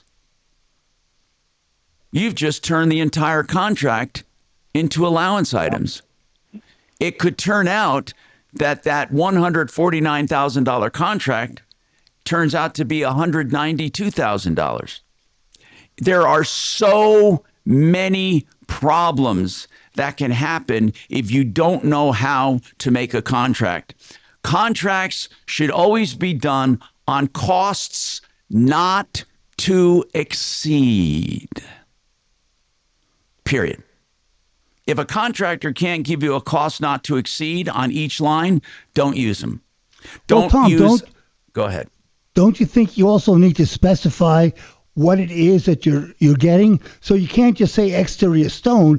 You should say, granite 4x4 tiles. Well, this okay. color. To a certain extent, yes, you can get crazy on that. But a lot of times what's better to do is to have a plan. And if you need an architect stamp or an engineer stamp, it's stamped. You have a plan, and then the contract says exterior stone trim, $4,500, specifications, see plans. Then the contract doesn't get overwhelming. So the plan then would have, if you've ever noticed plans, they have what's called a blow up or a focus on the siding. So it has a little arrow pointing to the siding, and it goes to a circle, and the circle shows the specific item you're getting. Now, people might say, Tom, this is brain damage. You're absolutely right, it is. You're absolutely right. But if you want to have it done right, it doesn't have to be brain damage, because it all should be done like that normally. So, Andrew, I want to ask you a question on a side note. You called about an increase you don't agree with, and the contractor says, our accounting is right. That was a change order. It was more than we bargained for, so you have to pay the extra $4,200. What I want to know is, was that an allowance item in your contract, or was it a cost item? I don't know which one. I think it might have been an allowance, because when they asked me to select the stone, so everything that they've asked me to select. We're getting somewhere here. We're getting somewhere. When they asked you to pick the stone, keep going. Yeah, I asked, is it in budget? So they said, here's what's in budget. So the same thing with the front door. They say, here's what's in budget. Then if you went over that, it's your response. If you went over that, Andrew, it's your responsibility. I did not. How do you know you didn't? I did not go over it. How do you know? Because they said this was in budget. And then now they're saying it's a change order, so they're charging me for all of the stone, not a overage of what they may have thought they needed. They have $4,211 for all the stone on the bottom half of the building and the concrete or on the post, the base of the post. That's it clearly in the plans that they did. Okay, so What you should do to make this simple is to pay everything that you owe minus that amount of money. Okay. And then this is, well, I should say, this is what I would do. I would write a letter or an email or a document saying, here is payment on what I believe should be final settlement. I dispute the extra $4,200 based on this, this, and this. Now, you're probably going to get a lien on your property. Be expecting it. That's what I would do if I was a contractor. Now, that's not the end of the world. Actually, this lien might be exactly what you want. Because once they file the lien, they have 120 days to do something about it. Okay? And if they don't act on the lien, it's going to drop off anyway. If they do act Can I act on the lien? Sorry, Tom. If they put a lien on, can I act on that? Well, what do you mean by act on it? What do you mean by that? Take them to court. Well, you don't have to. Why would you have to? Okay. What would you tell me? What would you take them to court for? They haven't gotten anything from you yet. Okay. So they put a lien. A lien says you owe me this money. That's what it says. So now, once you get that lien, you sit there, and if it goes past 120 days, then you do a quiet title action and have it removed. Or it drops off. You don't have to have it removed. But the bottom line is this. If they decide to go through with it, they have to literally do a foreclosure. So here's what they'd have to do. They take you to court, and they have to show the validity of the lien. That is your day in court. So you don't have to file anything. So when you go to court, you tell the court why the contractor is not entitled to that debt. And then the contractor shows why they should be entitled to the debt. And then if the court says, yes, you owe the money, then you pay it. But that's the way I would handle it. There's no reason going crazy over this because they may never file a lien. That's what I would do. I'm Tom Martino, 303-713-8255. If you have additional questions, specific new questions, you can hang on. Otherwise, we have more coming up.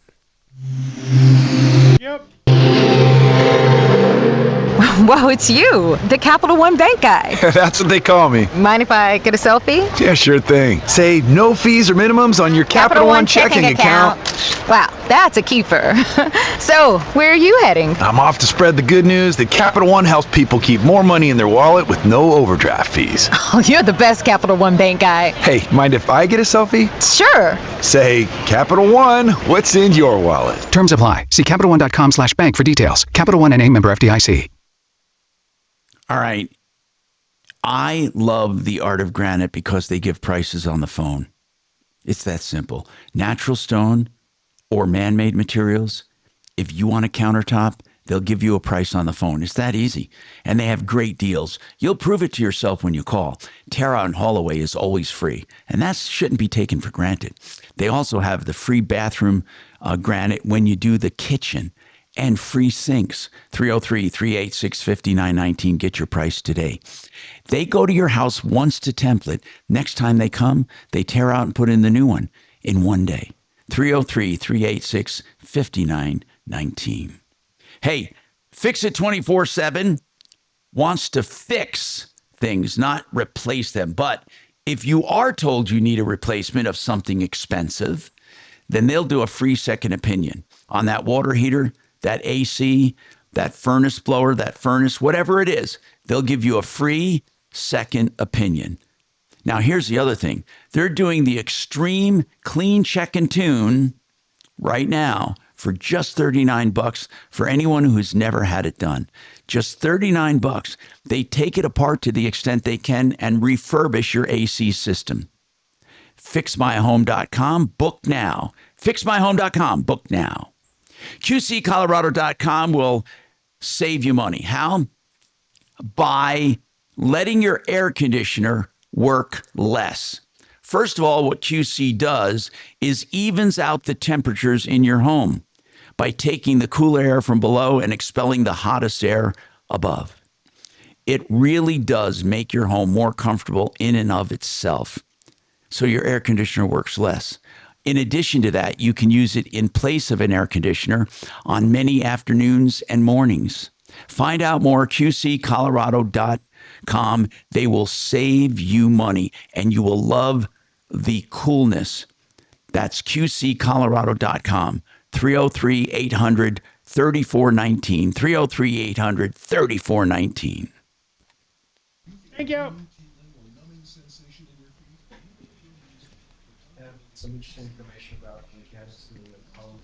Hey, Bo. Yes. Check your email. Okay. What did they say? It does what? First, I got a question for Wow. Shannon.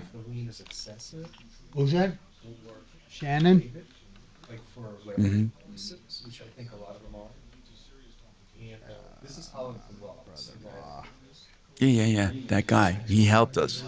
Yes, that's interesting. You can also ask. I'd like to get a link to his website. Yeah, that's. Hey, It's Mark. Hollington. Okay, I'm gonna go there. Yeah. Hey, I just sent you an email. I don't buy the collar at all. All right, let me look. HollingtonLawFirm.com. He was a real jerk. Oh, it's a good law. Oh, it's a good website. I'm going to use this as a reference website. This is good. All right, I might call him. Okay. Yeah. We got to talk about that. I'm coming back here. Oh, did you see the video yet? Any of them? No, I just pulling up the What video? email. What video? I want to Oh. see. Look at your email, Tom. Okay. I sent it to everybody. Jeez, I got a couple hours easy. I won't be able to finish it today, but it's going to be really good for all of us. What are we talking about? Let me see. Just read it and then look at them. Okay. I got it Can't download. open it on my phone. Neither can I. I got to download it. Oh my Yeah, I God. did. Oh my God, this is hilarious. Jesus Christ, that guy looks just like me. What are you talking about? Oh, he sent some video of me like yelling at a tenant. Look at this, Doc. What? Oh Lord. Now there's 4 of them. It's not yeah. just yelling at a tenant. What are you guys looking at, man? Oh. Just check your email, Martino. I am. It went away somehow. Oh. It's hard to do it on the phone. What is it under here? Dimitri, you can pull it up probably. I can't pull it up. I'm pulling it up. So, Go ahead. Your mic's on now. Mark, those are awesome videos. I would add, since Oh, they're wow. Bose properties, I would add some cockroaches into them. yeah. That's funny. Oh, I like the battery, the car battery. Look. Fixing the sink. Wait till I do the voiceovers on what you're screaming. I don't even know what he's talking about. Okay, I'm going to look at it right now. You need to add more cockroaches. He blows up a furnace. He destroys the a car. I see the furnace. Did he do deep fakes or something? That's pretty amazing. How did you do that? These are pretty high quality videos, actually. How'd you do it? AI, He's got baby. some kind of a computer. God, that's me. I was working on a battery like that. Burnt the Yeah, hell but out what my kind of phone. what I want to know is many what things kind of on program TikTok. did he use? That is gotta unbelievable. Mark, so what now I got to program? merge all 4 of them together, But do Mark, the what program voiceovers. did you use? I love it. Well, it's called 630 KHOW. Hi, Tom Martino here, 303-713-TALK, 713-8255. All right, let's continue our discussion. And Andrew, did Andrew have another question or not? Did he hang up? No, one final question. Yes, sir, Andrew.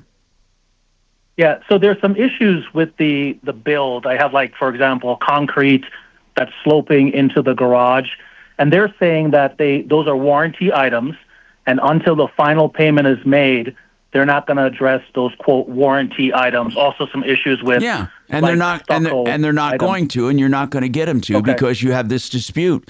Listen, does the contract call for arbitration? Do you know? I read through it. It does not. Okay. You're going to have to get this settled one way or another.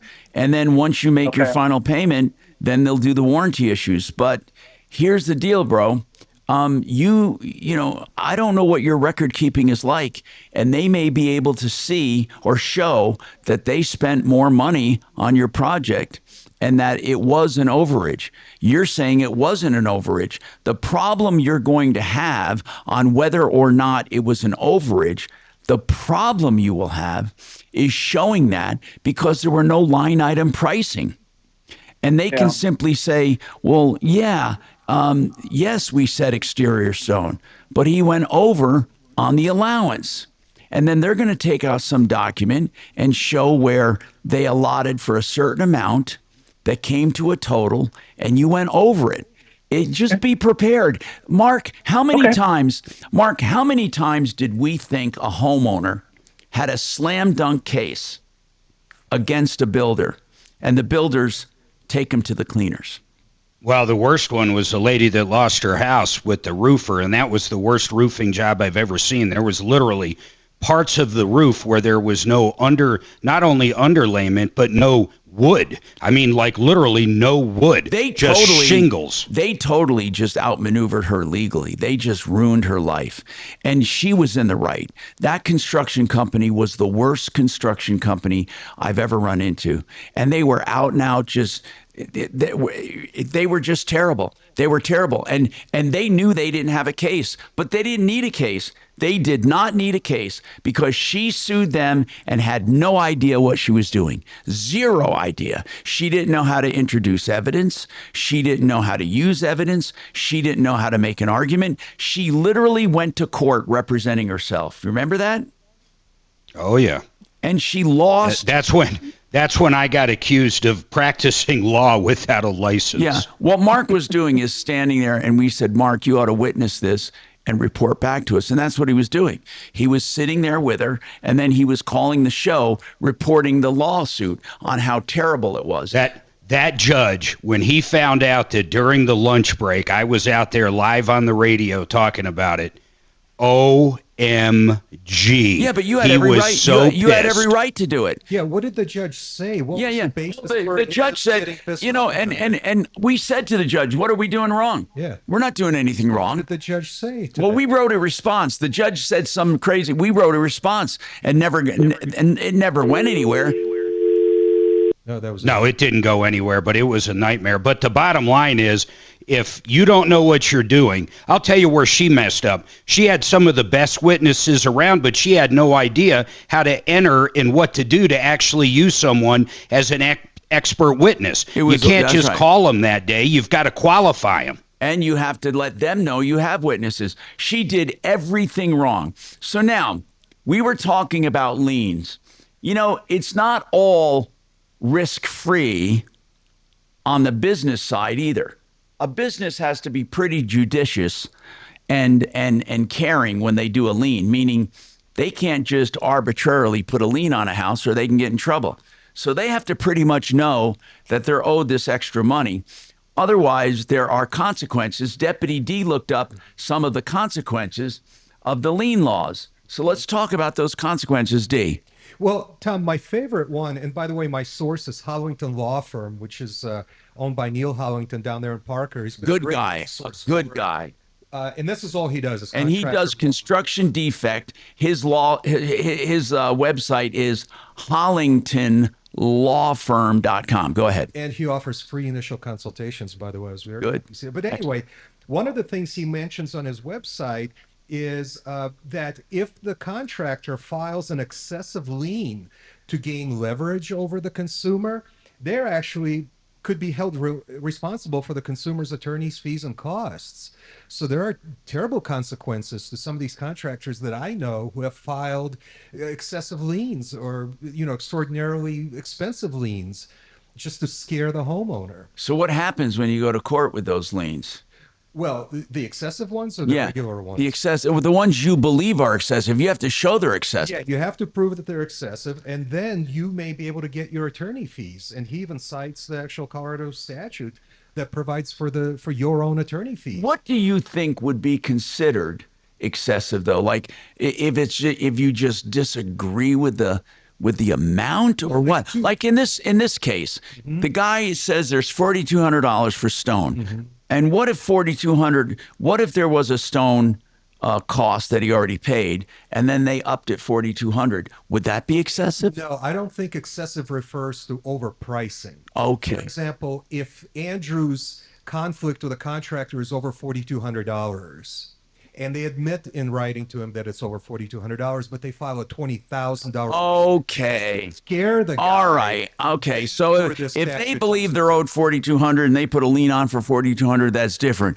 But if they just do it to be punitive, that's exactly right. Okay. If they try to gain leverage by scaring the guy with a huge lien. Okay. What about if there's no basis for the lien whatsoever?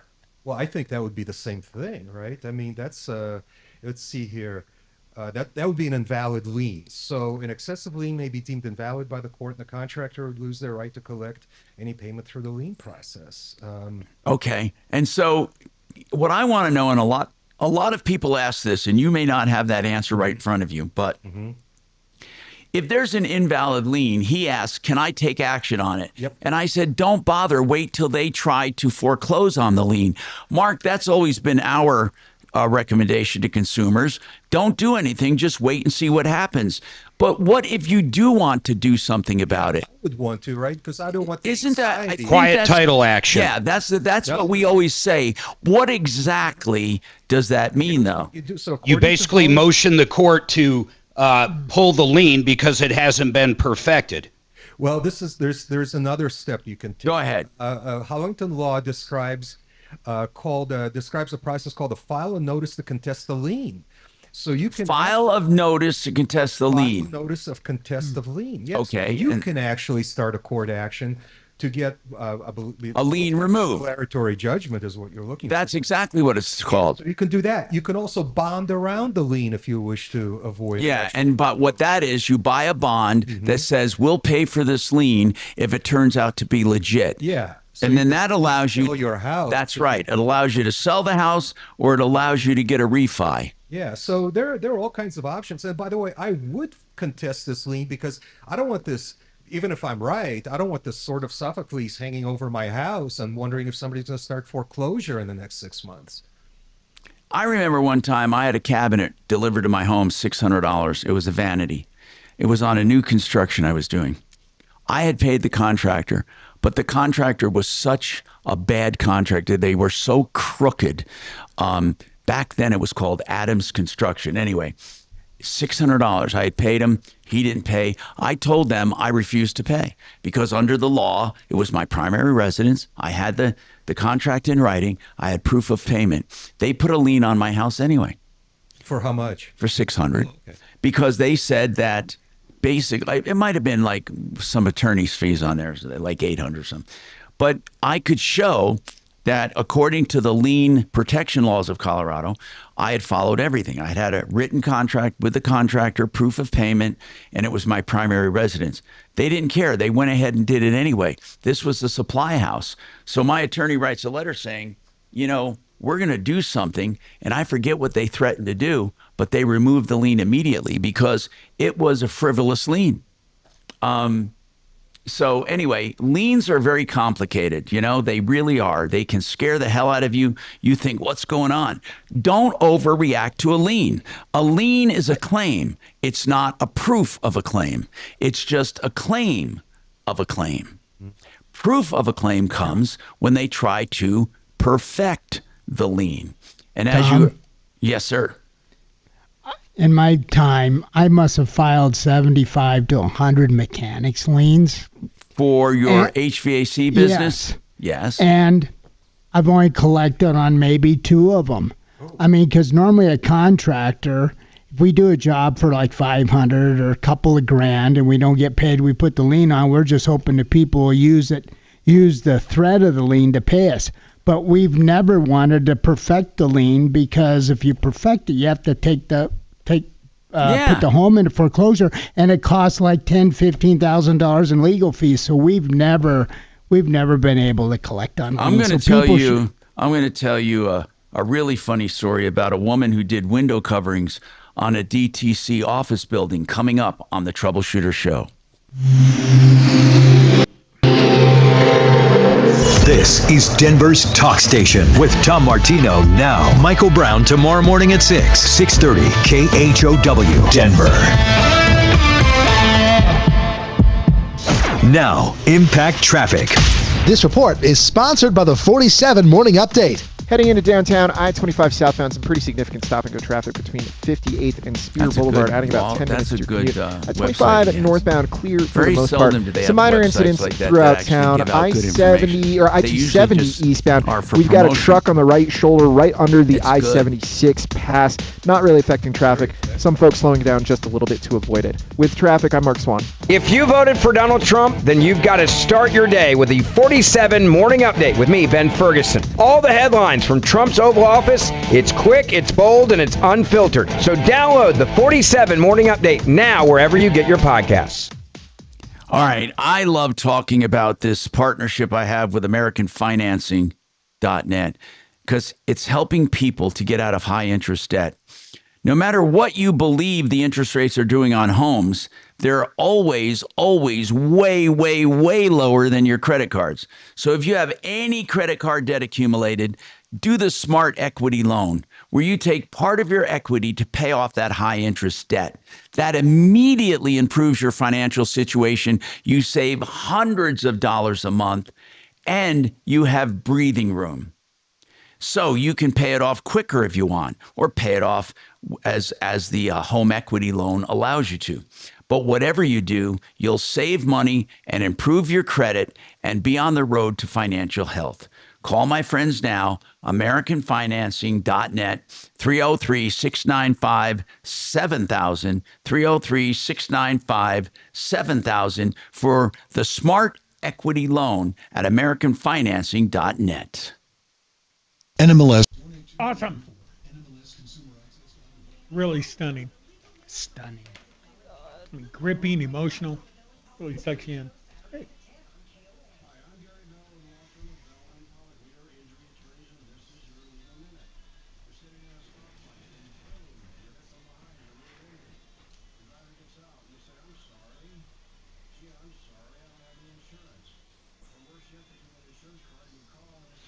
Shannon? How may I help you? Hey, Case 13 wants to know about this other person that worked with Gil Whiteley. Gil Whiteley. Still alive. Talking about a sports radio co-host who died some years back. Somebody that died that worked with Gil? Yes, well, and it was this co-host in sports.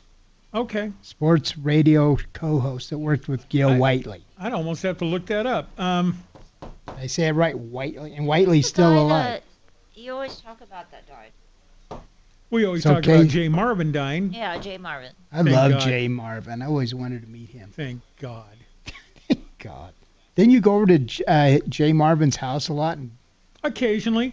One of the worst things we did was, speaking of the Crettys, John and Jerry Cretty, I drove down to Canyon City with Jay Marvin to witness, well, we didn't go into the room, Gary Lee Davis's execution. We were down there to cover it. Really? Wow. And that was a hell of a long car ride because Jay, at 350 pounds, couldn't get to all parts of his body to clean them. Oh. So I had to stick my nose out the window on the highway. Jesus. Oh, the weirdest, it smelled like a perm. His body smelled like a bad perm. I didn't know he was that heavy. Yeah, Just well, saw I his was face. 400 pounds, but I did enjoy a bar of soap now and again, so I was very clean. Did Jay get to go in the chamber? I mean, with the press? No. Who did we have go in there? Carol McKinley. Oh, God, I remember She her. was a witness, and she was forever changed. Really? Yeah.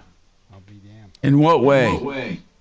Yeah, good question. Just weirder. Just got a lot weirder. I mean, I knew her She's For always years been a before. little weird. I know. Hey, I got mentioned in her divorce proceeding, so I was very honored. But She's God, Why does that not surprise me? That was great. She came back to me. She goes, "Sorry, your name's in the record now." So sweet. But no, her and who else? Carol McKinley. Wow. She's Oh, still there, a alive? little guy from like Channel 4 was. Nope, name's not coming to me. But Carol went in. Is Carol McKinley still around, Shannon? No. Oh. Not in the media, I don't think. Who, Carol? Carol McKinley. Yep. Yeah, she's doing like. I thought she was on TV. Yeah, like Channel 12 or something now. Oh, I didn't know that. That's all right. And I only know that because she was part of something recently. Not Kathy Walker's thing. Maybe it was Jerry Bell. I don't know. We had her in recently to talk about something. And we still kind of keep in touch. Oh, kind of. She's one of the few people I'll talk to. Yeah. You don't touch anybody. I know. So you must like her. You talked to her? Well, she was there when I dressed in a gorilla suit and jumped into a child's wading pool full of Jell-O on the 16th Street Mall. So You did that? Yep. So we have a little connection. You there. got it. That was fun. Gus Merkus loved it. All right, here we come.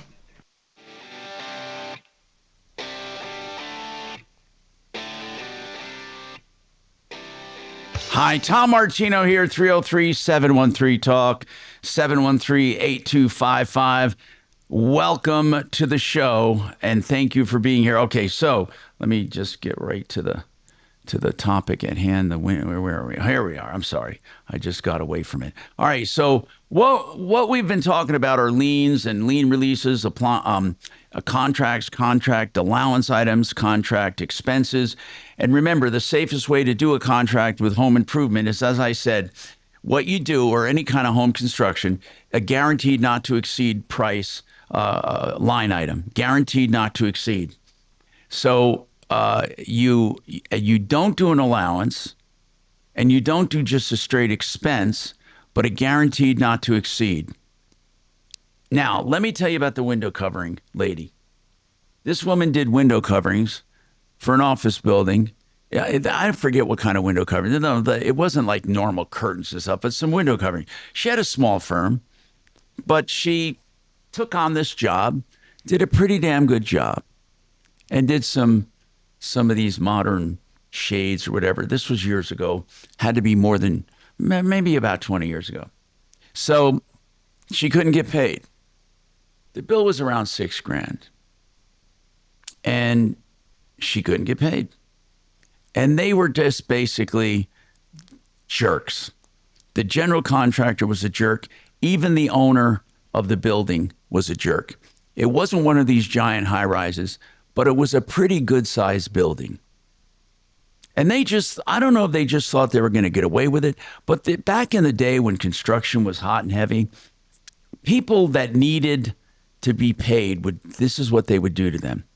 They would have them come in and say, look, we dispute this bill.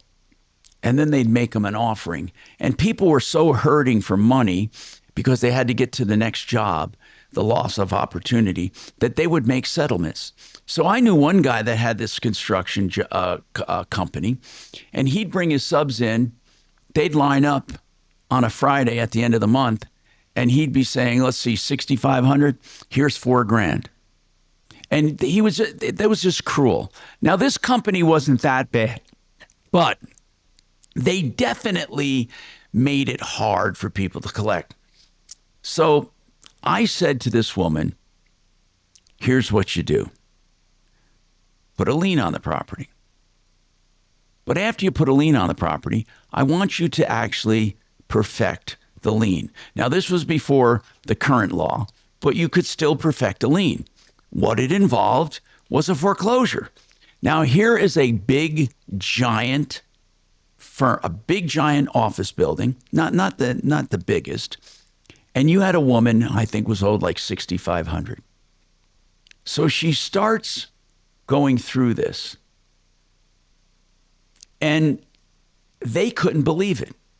So they didn't even answer her at first until she actually got a sale date. This office building, even for a $6,500 little tiny lien, was going to be put up for sale. And it was a public auction. Now, she could bid what she is owed plus her attorney's fees and expenses. She could bid more than that if she wanted to.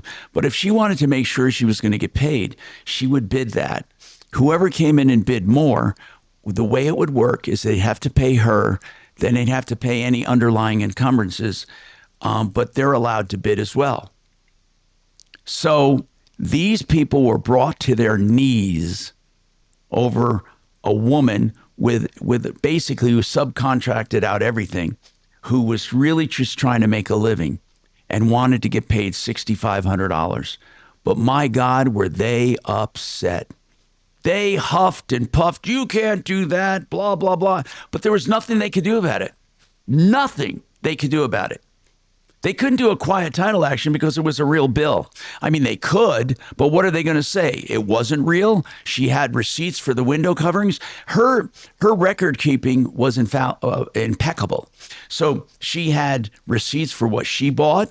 She had receipts for her subs, for everything that it cost her to do these window coverings.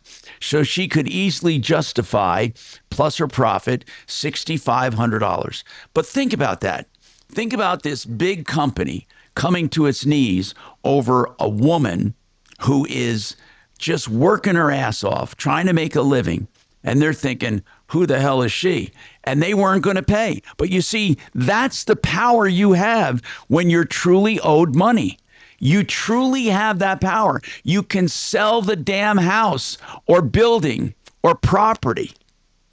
So that's why when I tell people, go to small claims court or put a lien on something, because even small claims court, if you get a judgment in small claims court, you can file a lien on someone's house with that judgment. You can go after people, everything they own with that judgment. So it's not the getting of the judgment or filing of the lien. It is going forward with it. In fact, there was a time I considered maybe I should buy some of these liens. Okay, buy them. So you give the woman 65 grand, or excuse me, 6,500. Or maybe you make a settlement, 6,000, and you say, look, I'll buy the rights to this. You can buy the rights to the lien and go after the company. You know, it could be a viable business. The small contractor gets paid immediately, and then you take on the responsibility to take them to court. So you buy it for a discount and you sue them. 303-713-TALK, 713-8255. But that's the story of David and Goliath and how you can make one little lien pay off big time. More right after this. Awesome. Now, Impact Traffic. This report is sponsored by Red Pilled America. Heading into downtown I-25 southbound, some pretty significant stop-and-go traffic between 58th and Spear Boulevard, adding about 10 minutes to commute. I-25 northbound clear for the most part. Some minor incidents throughout town. I-70 or I-270 eastbound, we've got a truck on the right shoulder right under the I-76 pass. Not really affecting traffic. Some folks slowing down just a little bit to avoid it. With traffic, I'm Mark Swan. If you want to destroy woke culture, you like good old-fashioned stories, then you'll love Red Pilled America, the common sense storytelling show that aligns with your values. Listen to Red Pilled America on the iHeartRadio app. That's Red Pilled America, the storytelling show. John Fuller is a personal injury attorney, and he puts the personal in personal injury. What I mean is this. Most people, when they get injured, just want to talk to an attorney. But most of the time they can't. You got to hire them first. Well, who wants to do that? You want to go through a call center? Some of these firms actually advertise how big they are with a call center. John Fuller will talk to you personally. That's it. Then you decide if it's a good fit. So if you want to talk to John, he'll give you free legal advice about your case without you ever committing to anything. If you decide to hire him, he'll work on a percentage fee basis and collect when you collect. So right now, if you have an injury and you don't want to just call a firm and try to get talked into signing up, but you want to talk to the attorney, call John Fuller, 303-597-4500, 303-597-4500. You know, when you look at windows and you go to a firm that has one brand of window, what brand do you think they're going to sell you? The brand they carry. So if you go to one with two brands of windows, what are they going to try to sell you? Two brands of windows. With Gravina's, they have 50 lines of windows, 50. Multiple lines of siding and doors. So they want to pick the right product for you. Gravina's, not just variety, but also heritage. In business more than 65 years. Larry took over for his dad at 950 West Evans, and then you have his son, Nick, taking over for Larry, and it's a family tradition. As I said, most businesses just dream about. 303-GRA-VINA. 303-GRA-VINA. Thank you.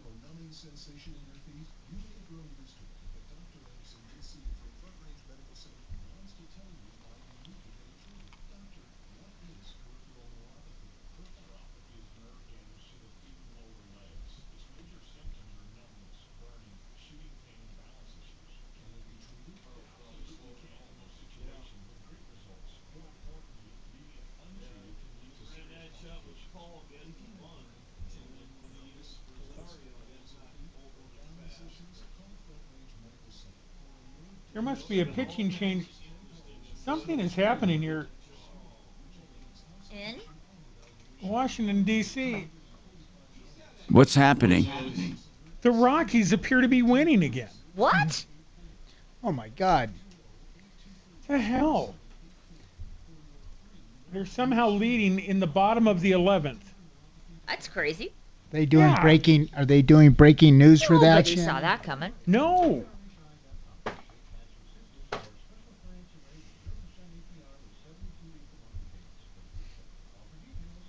And by the way, anybody that was asking about the Gil Whiteley co-host, I hope they weren't talking about Irv Brown, because Irv worked with, he worked with everybody, kind of.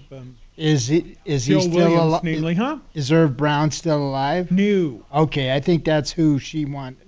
Irv Brown's he was a good guy. Unbelievably nice. I mean, Great voice, too. and you know, Tom, in this business, a lot of times somebody achieves something and then they play king of the hill, right? Yep. They don't want anybody doing better than them, or and they knock folks down. You're right. Not you, because I mean, you're in a, and I'd say this to your face, even if you were here, you're kind of in class by yourself, so you don't have to. Are we 2 minutes? Yeah, you're right, though. There are a lot of people that get asked, they become real big assholes. Yep. And Irv Brown was the exact opposite. Yeah, It was crazy. You'd come to him and go, hey, there was a great story about a board op named, Terrence Miles. And Terrence said, hey, man, I want to be a referee. And so Irv got him into high school basketball refereeing. And then he got him into college basketball refereeing. Then he got him into college football umpiring and refereeing. And now Terrence Miles has lately been doing Super Bowls as a referee. Wow. Because Irv said, okay, yeah, you want it? Here you go. Irv Brown. Great guy. Yeah. Yeah, coming back 56-30, going out 58-30, or 58.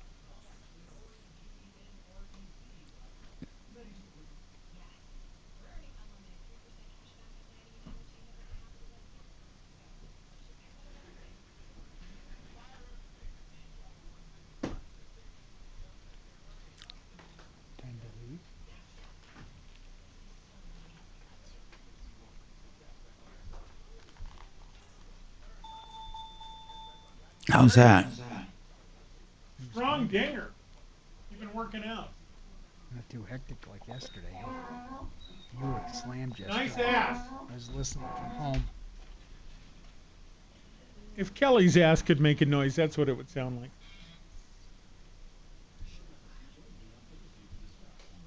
Live. Hi, Tom Martino, your troubleshooter. Okay, so we've talked about construction contracts, and something else I neglected to talk about were types of contracts in general. So there are a number of different types of contracts you can enter into when it comes to home construction, repair, or big renovation projects. One is easy to understand. It's a lump sum contract. No matter what, it's a lump sum. They will do the job for this price. They don't have to line item anything. If you're happy with the price, you sign it. But you have to make sure the contractor is able to do it. Because remember, if they go out of business and can't fulfill it, then you're out. Okay? So you pay a good amount of money toward the lump sum, and then they can't finish it. That money you paid, you know, you still have to pay more to finish it. It might take way more than the lump sum called for. The other one is cost plus contracts, where they take the cost of everything, but you have to make sure they account for it properly and then add a percentage. Then you have unit price contracts, where each unit they complete is paid by a certain amount. Anyway, you've heard the Troubleshooter Show and you got smarter for it, I hope. We got more coming up tomorrow. Remember, call 303-MARTINO for help, information, and referrals. All right, guys, live it up. I'll see you, man. All right.